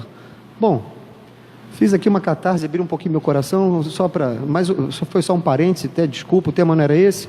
Mas assim, só para eu dizer que essas coisas são humanas, são comuns, e a gente não pode ter medo disso, né? E o que eu queria falar era sobre a questão do sujeito não ser um vocacionado nem para Jesus, nem ser um vocacionado para ser de Cristo e exercer atividades para Jesus. Se isso é possível, sim, eu vejo que isso é possível. Às vezes atividades podem ser até bem desenvolvidas, e vou citar uma passagem que me lembra disso. Naquele dia, vocês me dirão, Jesus vai dizer para algum grupo: Senhor, em teu nome profetizamos, expelimos demônios, curamos enfermos. E Jesus vai falar: fizeram, mas eu nunca vos conheci. Fizeram até em meu nome, mas eu nunca vos conheci. Apartai-vos de mim. Lembram-se dessa passagem? Então assim, fizeram, não deixaram de fazer, né? A grande questão é que você entenda que o seu cargo na igreja não é a sua grande vocação. A sua grande vocação é ser de Jesus. E às vezes, para manter o cargo de pastor, o sujeito que já não se sente vocacionado para aquilo se corrompe. Aí sim, aí ele corrompe o caráter dele, inclusive. Aí ele vira falso, ele deixa de ser autêntico, ele passa a ter... A moral dele passa a ser flexível, entende? Por quê? Porque ele já não está mais com aquilo, e aquilo passa a fazer mal a ele. Se não é para ser, não é para ser, né? Não tenha medo. Agora, para além disso, considerando que os pastores são vocacionados, a igreja ajuda muito um pastor. A igreja ajuda muito um pastor. Também usando a palavra que o pastor Pablo falou, Paulo é xará, né? Só que em outro idioma. Que o pastor Pablo falou, o sujeito adoece quando ele fica triste, e o sujeito fica triste quando percebe que não é amado pela comunidade, ou quando encontra resistência na comunidade. Então assim, ame seu pastor, isso é benefício para você. Seu pastor saudável mentalmente, saudável espiritualmente, saudável com o coração, ele traz a palavra de Deus para você com mais alegria, a palavra de Deus flui mais por meio dele para você, e todos ficam felizes, né? E saudáveis, e crescem no Evangelho, né? A palavra que eu tinha para dizer. E crescem juntos, não é? Crescem juntos. Porque às vezes a membresia pensa que o pastor já chegou num nível que não precisa mais crescer, né? Pelo contrário, como né? a gente carece, né? Como a gente carece dessa comunhão, né? A comunhão dos santos filhos de Deus, né? A destra de companhia, aquele abraço, aquela palavra, não é? O pastor precisa ser pastoreado. Exato, né? E dentro desse aspecto bíblico, né? Que a gente precisa amar uns aos outros, pastorearmos uns aos outros. É claro que dentro do corpo de Cristo há funções diferentes, mas o amor é função de todos, né? A ninguém fiqueis devendo coisa alguma. exceto o amor, né? Então a gente está sempre amando e sempre precisando amar mais. Muito bom. Ontem o pastor Eli estava até pregando, o pastor que é pastor aqui da igreja, e ele estava até falando sobre isso, né? Que as pessoas às vezes veem a família pastoral como aquela família blindada dos problemas.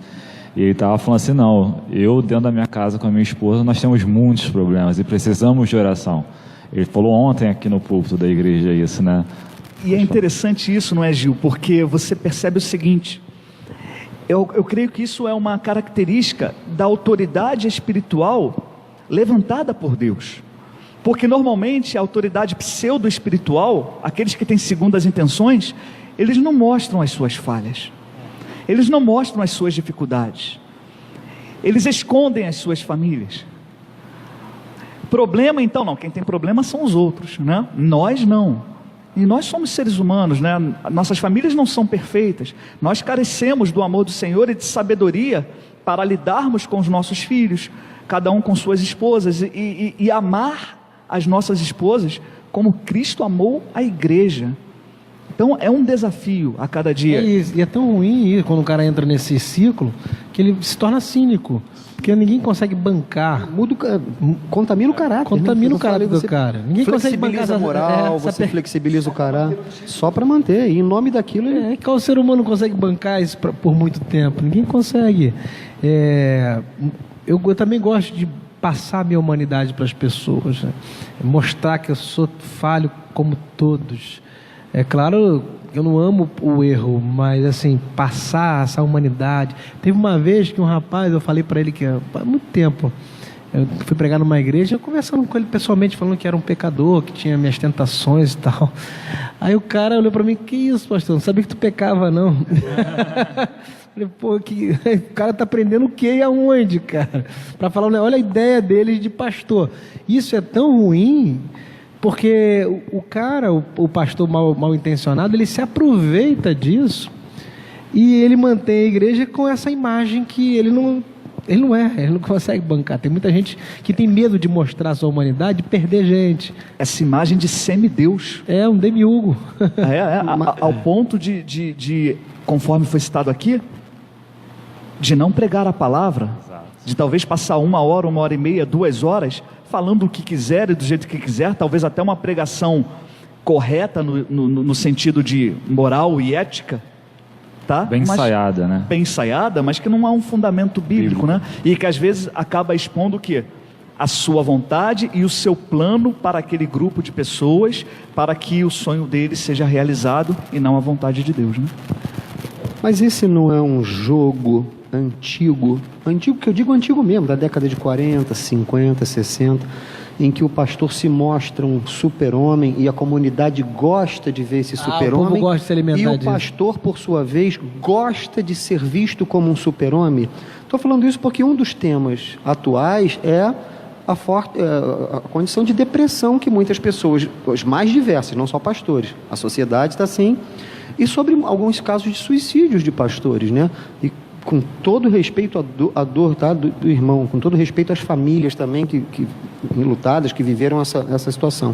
O que eu estou querendo dizer é, será que isso não acaba não sendo um ciclo que nós alimentamos? Eu me mostro como super-homem, a comunidade me vê como super-homem, eu gosto de que a comunidade me veja, e por favor, eu não estou dizendo que os irmãos que foram vitimados por essa sensação, por essa dor, viveram isso, não, eu estou falando genericamente. Até que ponto esse ciclo não contribui para essa angústia que o pastor acaba sentindo de não poder ser de não poder errar, né? Então, como o pastor Pablo falou, eu me abri com um irmão, ele falou assim, então quer dizer, não é ele o causador disso, ele não contribui com esse ciclo, mas eu digo que talvez a cabeça do irmão que já esteja acostumada com esse ciclo, diga, como é que você é alguém que erra? Você não pode ser alguém que erra, né? Você é um super-homem. E por outro lado, sobretudo quando a igreja, sobretudo quando o sujeito é nessa linha do manipulador, eu sou líder de todo mundo. Tudo. E entra a história também da concorrência, né? Que hoje a questão da igreja virou uma questão de mercado. Então, eu tenho que ser mais abençoador, mais santo, eu tenho que fazer mais milagres que o pastor Pablo para eu poder ganhar mais fiéis. entendeu? Então, se ele abriu uma catedral para 10 mil membros, eu vou abrir uma catedral para 15, entendeu? Então, assim, hoje em dia... Concorrência religiosa. Acontece, e não só nas grandes igrejas, mas também nas pequenas igrejas. Você imagina hoje com as redes sociais em que essa aparição pode ser cada vez mais aplaudida por... Não, quem tem que ter mais ibope sou eu. Não, eu, não ele, não ele, não ele está tendo mais, eu quero ter mais. Mais likes, mais curtidas. Like é uma maneira de dizer, diz que eu existo, dá um like aí, porque dá um like é dizer, eu existo. Então... E acaba passando uma imagem do tipo assim, quem tem mais like é uma igreja melhor. O pastor que é mais visto ou que é mais curtido é um pastor melhor do que os outros, Isso né? é fruto dessa geração, impressionante, né? Dessa geração que mede o sucesso pela quantidade aparição. de É um like, amor líquido, né? Uma sociedade líquida, assim, os valores estão muito líquidos. O que a gente estava conversando, né, pastor? Hoje a gente estava conversando sobre o nosso tempo de adolescente, como a igreja funcionava sem nós, igrejas históricas, a gente sofre com isso. A concorrência com a tecnologia, entendeu? Que te faz... eu não preciso mais ir na casa do pai orar por...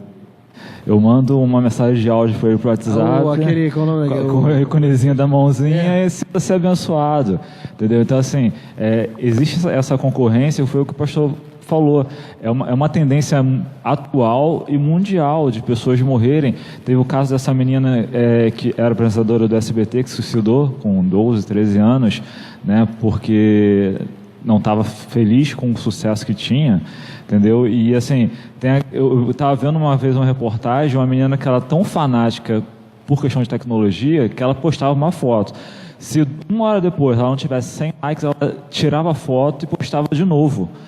Para poder... Isso é uma doença. Para poder... Quando assim, eu vou falar uma coisa que pode parecer chocante para você que vai ouvir, que eu vou falar da inutilidade, né? Gente, é bom demais você saber... Por isso que pode chocar. Você pode, que isso, pastor? A gente é útil para a glória de Deus? É claro que sim. Mas eu estou dizendo, é tão bom quando você se despe, quando você consegue se esvaziar desse sentimento de que você é o fundamental, sem você a coisa não funciona. Olha, vou falar uma coisa mais forte ainda, então. E aí vou encerrar essa fala com um poeminha do Fernando Pessoa. É maravilhoso você saber que se você morrer, o mundo vai continuar igualzinho. As pessoas mais próximas vão sofrer muito, óbvio. Seus afetos, marido, esposa, filhos, pais, né? Mas assim, o mundo, isso não é um incentivo a você dar cabo da sua vida, é o contrário, é um incentivo a você viver leve, sabe?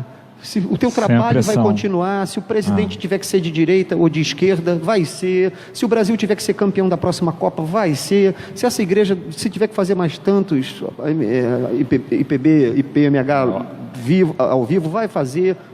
Tudo vai, sabe, tudo vai continuar seguindo o fluxo natural.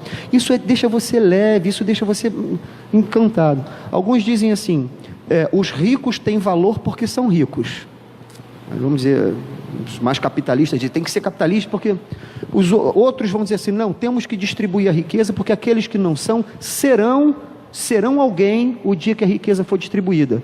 Jesus diz nem isso, porque não é a riqueza, não é a sua conta bancária que te faz, não é o seu título de mestrado que te faz, não é o teu status no Facebook que te faz. Você tem valor não é porque você tem dinheiro, porque vai ter dinheiro, porque tem título. Você tem valor porque Cristo te amou. Você tem valor porque Jesus derramou o seu sangue precioso por você. A sua vida é cara para Deus. Você é amado por Deus. O Espírito Santo habita em você. O selo e o penhor da tua salvação é o Espírito Santo. Nós somos casa de Deus, morada de Deus. Isaías 57, verso 15, então. Habito os altos e sublimes céus, mas também habito com contrito e abatido de espírito para reerguê-lo, para levantá-lo, para a finalidade de levantá-lo. Então assim, você tem valor, não é porque o namorado está contigo, ou o namorado te deixou, ou porque a namorada está contigo, ou porque a namorada te deixou, você tem valor porque tem valor, a tua vida é preciosa. O poeminha que eu ia dizer do Fernando Pessoa é esse, que a gente às vezes quer... Eu acho que esse poeminha que eu vou dizer está muito em linha com aquilo que o Paulo vai dizer, em tudo dai graças. Filipenses 4, de 10 a 13 ali, né? Aprendi a viver contente toda, olha que maturidade, olha que, em outras palavras, as coisas que me circundam pouco me influenciam, porque tudo posso naquele que me fortalece. Então ele vai dizer, aprendi a viver contente em toda e qualquer situação. Tanto sem ser homenageado, quanto depreciado, aplaudido, quanto apedrejado, está em escassez, quanto em fartura.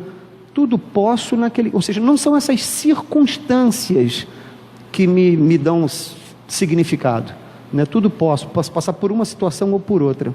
O poeminha do Fernando Pessoa, então, diz assim, né? Em linha com essa expressão, em tudo dai graças. Ele vai dizer assim, ao que nada espera, tudo que vem, ele é grato. Quando você não tem expectativa das coisas, o brilho do sol, a chuva que cai, o pássaro que voa, você, meu Deus, que lindo. Então ele diz assim, quero ignorado, e calmo por ignorado, e próprio por calmo, encher os dias da minha vida até não querer mais deles. Ao que a riqueza toca, o ouro irrita a pele. Ao que a fama bafeja, embaciam-se as vistas. Ao que tem por alegria o dia, virá a noite. Mas ao que nada espera, tudo que vem lhe é grato. Isso é lindo demais, né? Ou seja, cara, toca a vida, claro, almeje se formar, almeje lá se casar, almeje se especializar, almeje, mas não faça desse almejar o teu fundamento. É aquilo que Jesus fala lá em Mateus 6, né? Sobre a questão da ansiosa solicitude pela vida. Ansiedade, que é um mal século. A questão não é ansiar, ok. A questão é criar desse anseio uma ansiedade. Não faça isso. Olhai os lírios dos campos, olhai as aves dos céus. Deus dá providência, quanto mais para nós, irmãos de pequena fé, como eu, né? Basta cada dia a sua cota de mal. Tudo acontece. E acontece debaixo da providência de Deus, né? É fazer os planos e entregar nas mãos de Deus, né? Não, é que muita gente a gente faz os planos e quer que eles aconteçam no nosso tempo, né? Não é engraçado aquela expressão? Ah, rapaz, se Deus quiser, e Ele quer. Ah, rapaz, se Deus quiser, e Ele quer. Ah, bom, então tá bom. Não, eu determino o que Ele quer. O segredo da vida mesmo é dar razão a Deus, né? Sempre. Caminhar quebrantado, dar razão a Deus, sem esse determinismo de trocar os valores, né? Agora colocar Deus na cadeira e eu mandar nele, né? A palavra de Abraão tão forte, né? O Senhor proverá. Carrego muito comigo esse versículo. E aí, cara, o Senhor proverá. Não significa dizer que eu vou dormir, que eu vou cruzar os braços. Eu vou fazer o que me cabe, mas o Senhor proverá. Acho que o Cortella fala sobre isso, sobre esperança. Ele cita alguém que agora eu não estou lembrado do nome, mas ele fala da esperança, não de esperar, mas de esperançar, né? Tem a ver com andar, com viver, caminhar. Se Jesus é o caminho, é no caminho que a esperança vai acontecendo. É o que eu falei aqui no início, o prazer da jornada. Às vezes a gente fica muito focado, a religião bota essa coisa da barganha, né, com Deus, da troca com Deus. Aí o cara fica preocupado no resultado, ele faz para receber, ele determina, ele profetiza, é a confissão positiva o tempo todo, né? Então o prazer da jornada, a espiritualidade acontecendo no prazer da jornada que é lindo, que é no caminho com Jesus, é no caminho como no caminho de Emaús ali, os discípulos experimentaram o coração ardendo. Quando você entende o prazer da jornada, você entende a felicidade como estado de espírito, não como resultado, não como momento. Isso que é maturidade também, né, E aí a gente aprende a viver contente em toda e qualquer situação, conforme o apóstolo Paulo. Não é? E a gente foge daquela cultura mundana que às vezes invade a igreja de medir a espiritualidade e o sucesso pelo resultado. Ou pelos bens materiais, do tipo, olha, aquele irmão é um irmão abençoado, olha, trocou de carro de novo. Ou seja, o irmão que chega de bicicleta não é abençoado, né? O irmão que vem a pé não é abençoado, mas aquele que troca de carro todo ano, homem de Deus, né? Tem pessoas que falam isso para mim, deixa eu contar um testemunho que eu ganhei um carro. Cara, eu fico preocupado com isso, porque tem aquele irmãozinho que está ali trabalhando a vida inteira e nunca teve oportunidade de ter. É até perigoso, dependendo da maneira que a pessoa for falar. Se ela falar de forma que ela... que às vezes a pessoa não usa a palavra, mas a intenção dela é que ela foi queridinho de Deus porque ela fez alguma coisa para Deus, fez um voto, fez uma campanha. Participou da campanha e não faltou nenhum dia, não né? faltou nenhum dia. Não é o amor de Deus e a misericórdia, fui eu que conquistei. Aí deu o dízimo, aí o cara fica olhando, poxa, eu aqui, eu não sou tão amado assim não quanto esse irmão. Então até isso pode ser perigoso dependendo da maneira que a pessoa transmite uma mensagem como essa de... Como atribuir o falecimento de um parente à falta de fé, seja do falecido ou da família, né? O sujeito dizia, a minha tia foi curada. Claro, ela era uma mulher de fé. Aí ali naquele banco tem, mas eu também sou uma mulher de fé. Meu marido também era um homem de fé. Atribuíram a morte do Boechat e porque ela... ele criticou Malafaia? Aí é outro, rapaz, aí é outro debate, né? Atribuíram o fundamento do Titanic à bobagem que o engenheiro falou. Quer dizer, o engenheiro fala uma bobagem, que ele falou, esse nem Deus afunda. Vira teologia. Aí Deus, que é igual o Ricardo, cheio de raiva, afunda o navio, mata 2.500 pessoas e salva 1.500 só. É o Deus diabo, né? Ricardo diria isso, né? Ricardo talvez fizesse isso. Né? Ou John Lennon diz lá que os Beatles são mais famosos que Jesus Cristo, aí morre com 3 tiros, e aí o pastor da mídia lá, e se fosse eu, ainda levantaria aquele saco preto e diria, foi um pelo Pai, um pelo Filho e outro pelo Espírito Santo. Ricardo talvez fizesse isso, autoridade, porque Ricardo é ignorante. Mas Deus, cara, Deus está acima disso, né? E como o pastor estava até falando assim, questão de tomar cuidado, de bênção, a gente recebeu aqui na igreja, mês passado, o filme Milagres do Paraíso. Não sei se já tiveram a oportunidade de assistir. Conta a história real de uma menina que teve uma doença rara e não tinha cura, né? E morava no interior, né? Morava no interior e tal. Netflix? Tá. Eu vou ver hoje. E veja, é muito bom. Eu já vi 500 vezes e passei aqui na igreja. E certo momento do filme é uma história real, né? Eles são membros da igreja. A mãe deixa de ir à igreja, ela perde a fé. Ela fala isso, que ela perde a fé justamente por causa disso, porque aquelas irmãzinhas santas da igreja, né, viram que a criança não estava melhorando, estava piorando, chamaram ela no canto e falavam assim: vocês têm que orar mais, porque se o pecado não está nela, o pecado está em vocês. Tem gente que quer ser mais religioso que Deus, né? E assim, é uma história real. Depois procura, Milagres do Paraíso. É um filme muito emocionante. E no final, a menina é curada, e eu não vou dar spoiler, porque você só vai ver. Mas é de uma forma tremenda, e o filme é de chorar mesmo. Mas as pessoas às vezes atribuem isso, né? Assim, você pegou câncer porque você está em pecado. As pessoas querem criar regras baseadas em exceções.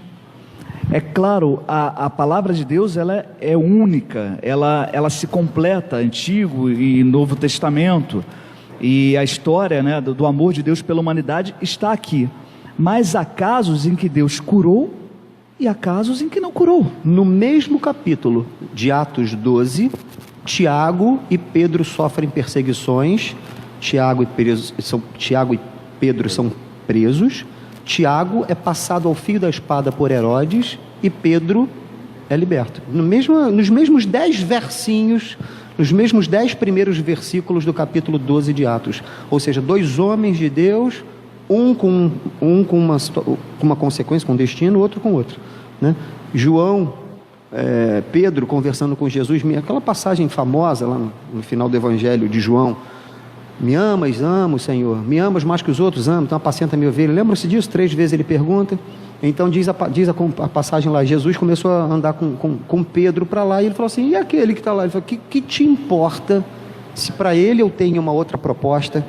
Que te importa se eu quero que ele fique até que eu volte? Quanto a você, vem e segue-me. Ou seja, para ele é uma proposta de caminhada, para ele é outra. Tem que aprender a entender isso, né? A grande questão é honrar a Deus com a vida que ele é, ou com a morte. Você vê, pegando esse gancho aí, para Tomé ele diz: me toque. Para Maria, ele não me toque. Para um tem que tocar para poder ter certeza, o outro não me toque lá no túmulo. Então, quando a gente entende essa, vamos dizer assim, uma grife personalizada, né? Uma identidade, uma coisa impessoal mesmo, acho que a relação pessoal com Deus tem que ser respeitada. A gente não pode padronizar e generalizar. Não pode passar isso à frente como uma regra. Aconteceu comigo, vai ter que acontecer. Se não acontecer com você, tem alguma coisa errada. Exatamente. Isso é maldade. Essa é a verdadeira pseudo. Isso é uma grande opressão. Autoridade. Não, e aí, quando não acontece, a palavra da falsa autoridade espiritual é assim: Porque você não teve fé suficiente. Não, então, alguma Bota a coisa de culpa ainda errado. na pessoa. Alguma coisa ali errada, estava né? de errado. Você não Porque teve você fé, ou faltou tá em um pecado. dia da campanha. Entendeu? Porque você deve ter algum pecado oculto que você ainda não confessou. Então é por isso. Então a pessoa, acredito até que a gente vai ainda conversar um pouquinho, se der tempo, sobre isso, sobre os malefícios, não é? Dessa falsa autoridade espiritual. A pessoa, ela acaba sofrendo uma dependência emocional. Ela acaba sendo pressionada por esta autoridade falsa, do tipo assim, olha, você precisa estar comigo, você tem que melhorar, eu vou te dizer o segredo, qual é o caminho para que você seja abençoado. E a pessoa não consegue enxergar que o fato de ter já o Senhor Jesus como seu Salvador, ela já é a mais abençoada do mundo, juntamente com todos aqueles que já o receberam. A pessoa Não é? fica cega, né? Que aí chega numa igreja dessa, canta, se Deus fizer, Ele é Deus, se não fizer também, Ele é Deus, e ouve do seu líder espiritual que está errado contigo, porque Deus não o fez. Não, e às vezes ouve que se Deus fizer, Ele é Deus, e se não fizer, Ele continua sendo Deus, mas também ouve assim, o melhor de Deus ainda está por vir. Ora, e Jesus é o quê? Ele não é o melhor de Deus? Ele não já veio? Ou seja, não basta você estar na igreja, não basta você ser membro desta comunidade, Deus ainda vai te dar muitas bênçãos espirituais, porque o melhor dele virá. Mas o melhor não é a presença de Jesus, não é a certeza de que na escassez ou na fartura, não é a certeza de que na doença ou na saúde, o Senhor permanece ao nosso lado, porque Ele prometeu lá em Mateus 28, eis que estou convosco todos os dias até a consumação do século. Então essa essência do Evangelho é a forma como a gente vai calar os pauradores frívolos, né? Sobre os falsos mestres. É a gente voltar na essência, a gente não desistir de mostrar um amor verdadeiro do Senhor, independente do que nos aconteça. Não é porque eu estou enfrentando uma doença que Deus me ama menos. O apóstolo Paulo tinha um espinho na carne que a gente até hoje não sabe o que era. E ele orou por 3 vezes, pedindo ao Senhor que o livrasse daquilo. E em resposta, o que ele recebe? Um mensageiro de Satanás para esbofeteá-lo. São mistérios que a gente não consegue compreender. Nesse caso aí, então, a passagem é mais rica ainda, porque ela diz assim, para que eu não me ensoberbecesse com as visões que eu tive. Foi-me posto um propósito. E que propósito? Esse risco que a gente está falando desde o início, que é uma postura na contramão do que o João Batista disse, importa que ele cresça e que eu diminua. A nossa tendência, e Paulo reconheceu, podia ser, importa que eu cresça e que ele diminua. E Paulo vai dizer, para que eu não me ensoberbecesse com as visões que eu tive, foi-me posto um espinho na carne, mensageiro de Satanás para me esbofetear. Ou seja, nem medo de Satanás ele tinha, né? Foi o quê? Cara, tanto faz, foi. Se foi enfermidade na vista, se foi... Cada um fala uma coisa, né? O importante é o propósito mesmo Isso é um que é mistério. não deixar ele soberbo. A gente vai estar encerrando com uma pergunta, pastor, para os 3. Eu queria que vocês tivessem, cada um falando um pouquinho. O pastor Flávio até falou dos malefícios, né, que uma autoridade espiritual pode trazer para uma pessoa, né? A gente já comentou algumas coisas aqui, mas se vocês quiserem comentar mais um pouco. Mas também eu queria que vocês estivessem falando para as pessoas que estão ouvindo, que estão nessas comunidades, e às vezes você está numa comunidade tão grande, como uma igreja com 4, 5, 6 mil pessoas, e você sozinho identifica um erro, você às vezes não tem nem coragem de chegar para o irmão do lado e falar, não, ele disse uma besteira, que é capaz de apanhar dentro da igreja, entendeu?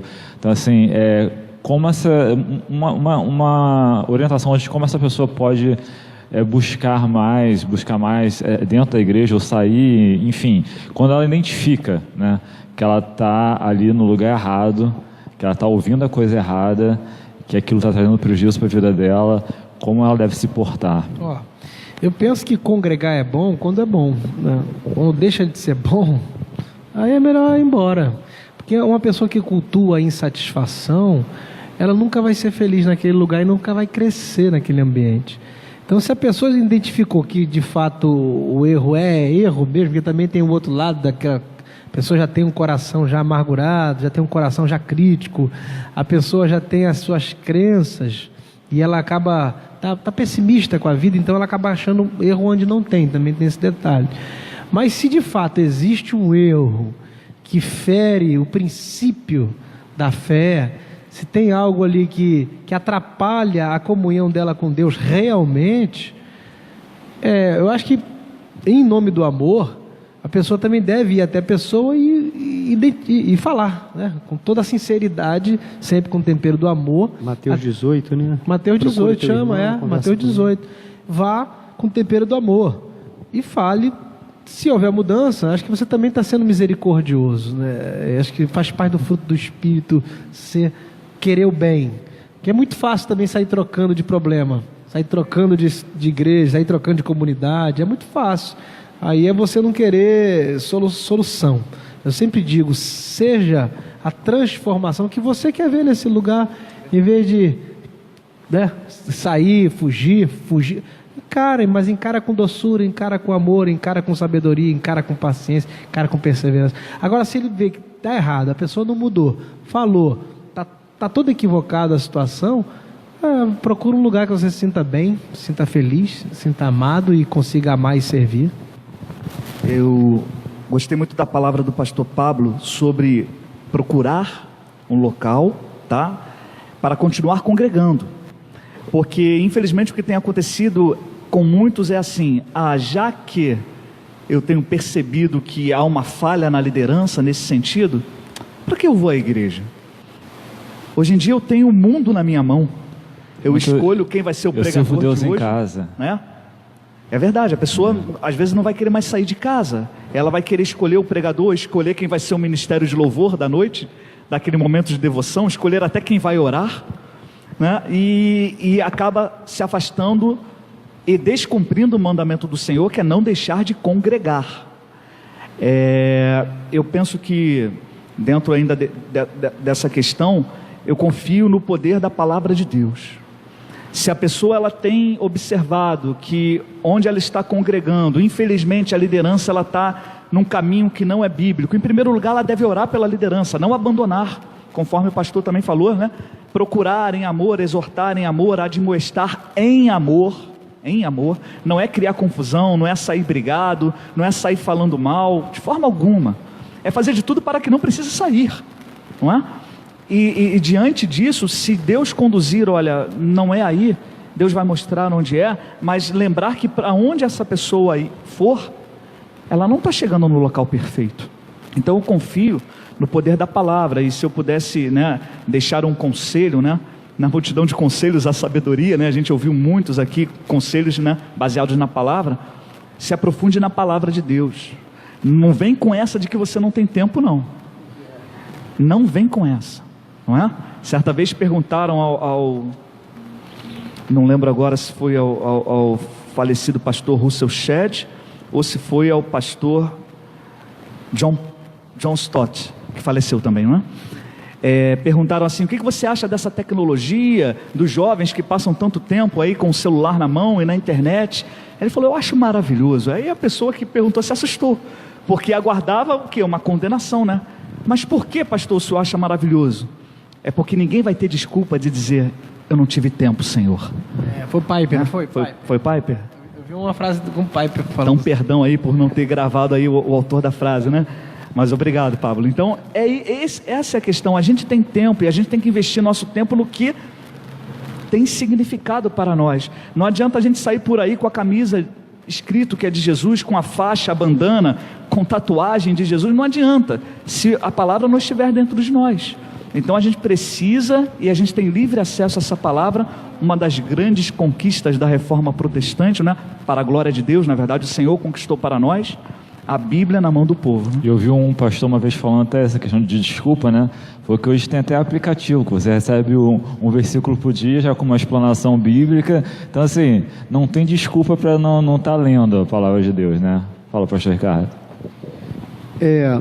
Bom, em primeiro lugar, busca realmente uma boa relação com o seu pastor aí na sua comunidade, né? Vamos começar assim, por etapas, quer dizer. Então, por exemplo, gostaria de ler Hebreus 13, 7 e Hebreus 13, 17. O 7 diz assim: lembrai-vos dos vossos guias, os quais vos pregaram a palavra de Deus, e considerando atentamente o fim de sua vida, imitai a fé que tiveram.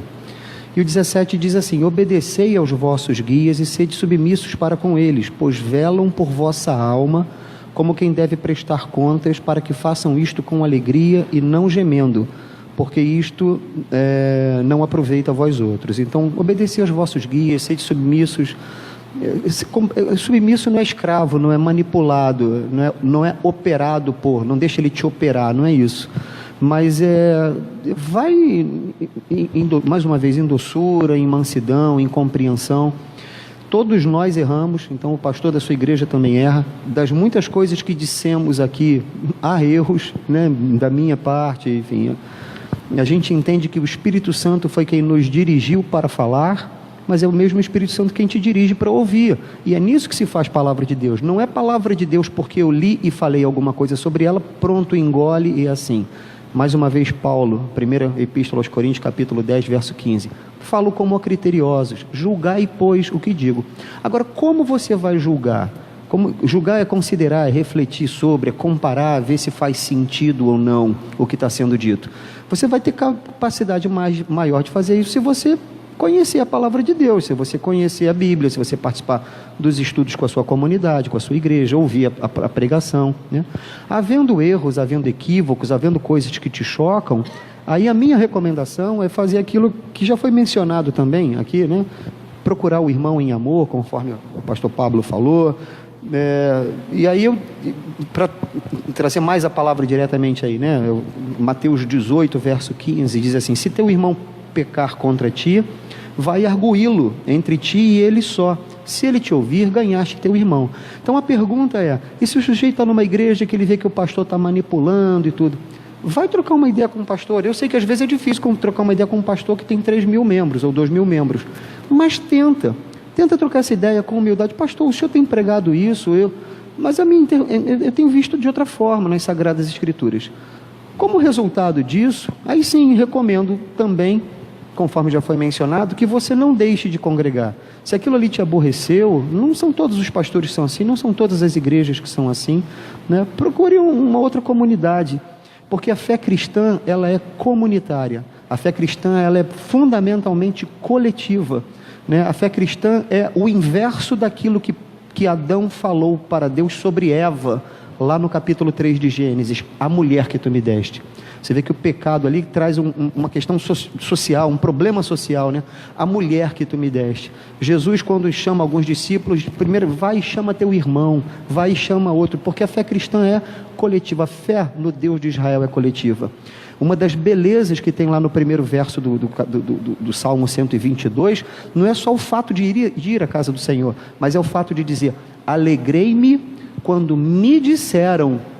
Eu quero parar por aí, porque eu não quero dar ênfase agora no vamos à casa do Senhor, mas alegrei-me quando me disseram vamos à casa do Senhor. Esse é o verso 1, né, do Salmo 122. Mas eu quero dar essa ênfase: alegrei-me porque me chamaram. O Marco, o Antônio, a Patrícia, a dona Maria, me chamaram: ei, vamos. Opa, eu não estava sozinho, sabe? Não é o que viveu lá o profeta... antes de Eliseu, o profeta Elias, não foi lá o que viveu o profeta Elias, dizendo: Senhor, só eu permaneci fiel. E Deus falou assim: para com isso. Há 7.000 joelhos que não se dobraram a Baal. Você não...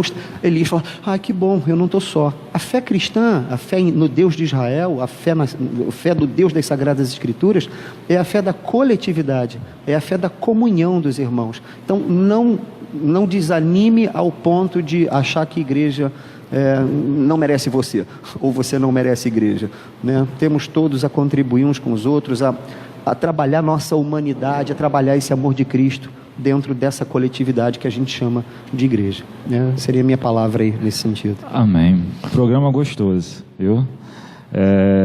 Bem edificante e bem abençoador.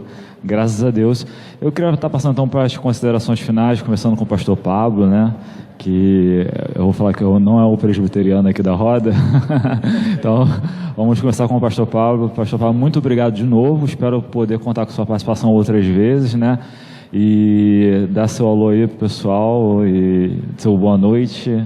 Obrigado, Gil. Mais uma vez aí por acreditar aí que eu tenho algo a contribuir. Prazer grande estar conhecendo aqui amigos queridos. E Deus abençoe vocês aí. Obrigado pela paciência, estar esperando. Tenho certeza que tem gente aí que aprendeu, cresceu também como eu cresci aqui nessa noite. Fica na paz do Senhor. Que Deus abençoe a todos. Pastor? Eu queria agradecer por essa oportunidade também e parabenizar, né, o diácono Gil e a Igreja Presbiteriana de Marechal Hermes. É muito bom saber que a igreja ela tem aberto o espaço para debater temas tão relevantes assim para a fé cristã e para a edificação da igreja como um todo, né? Agradecer aos pastores amigos que estão aqui, né? Prazer também conhecer o pastor Pablo. Eu conhecia de vê-lo, mas ele ainda não me conhecia, né? E rever o pastor Ricardo também. Eu considero, como todos os pastores do Presbitério Rio Norte, né? Considero eles meus pastores, né? Porque eles sempre me ensinaram a palavra. Não vai dizer que me né? chamava de tio, não, né? De forma alguma, porque acho que eu nunca o chamei de tio, né? A diferença de idade é pouco. Eu estou chegando aos 50 daqui a pouco, né? E agradecer, né? Mandar um abraço para os irmãos lá da Presbiteriana Central de Bom Sucesso e todas as igrejas do nosso presbitério, né? E você, irmão amado, e talvez você que ainda não é nosso irmão, mas tem se aproximado da fé cristã, aproxime-se da palavra. O Senhor vai te revelar a sua vontade. Procura uma igreja genuinamente evangélica. Se você está na dúvida sobre que igreja é essa, né? É aquilo que a gente comentou aqui. É a igreja que não está idolatrando o pastor ou a liderança. É a igreja que não está preocupada em mostrar que alguém é superior ao outro. Pelo contrário, uma igreja bíblica é a igreja em que todos estão unidos, todos vão chegar juntos ao céu, nós cremos assim, né? Não precisa correr, precisa sim obedecer a palavra, e o Senhor completa a boa obra que Ele tem começado nos nossos corações. Deus abençoe a cada um. Bom, também me dirijo a você agradecendo pelo seu tempo aí, que ficou com a gente até agora. Espero também ter contribuído como instrumento de Deus aí para a sua vida, nas coisas que você concordou e nas coisas que você discordou. Vou ficar muito satisfeito se eu souber que provoquei discordâncias aí na tua cabeça, né? Não, é bom, reflete e a gente vai amadurecendo no Espírito Santo. Quero agradecer muito ao irmão Tiago, que está ali atrás das câmeras, nos dando suporte aí. Agradecer ao pastor Pablo aí pelo conhecimento também nosso aí, pastor Flávio. O Flávio é o pai do Heitor. Agora eu sou o pai do Heitor. E o diácono Gil, mais uma vez também contando comigo aí para esse momento bendito que muito alegrou minha alma, muito me satisfez também. Que Deus os abençoe a nós todos aí, que Deus nos abençoe ricamente.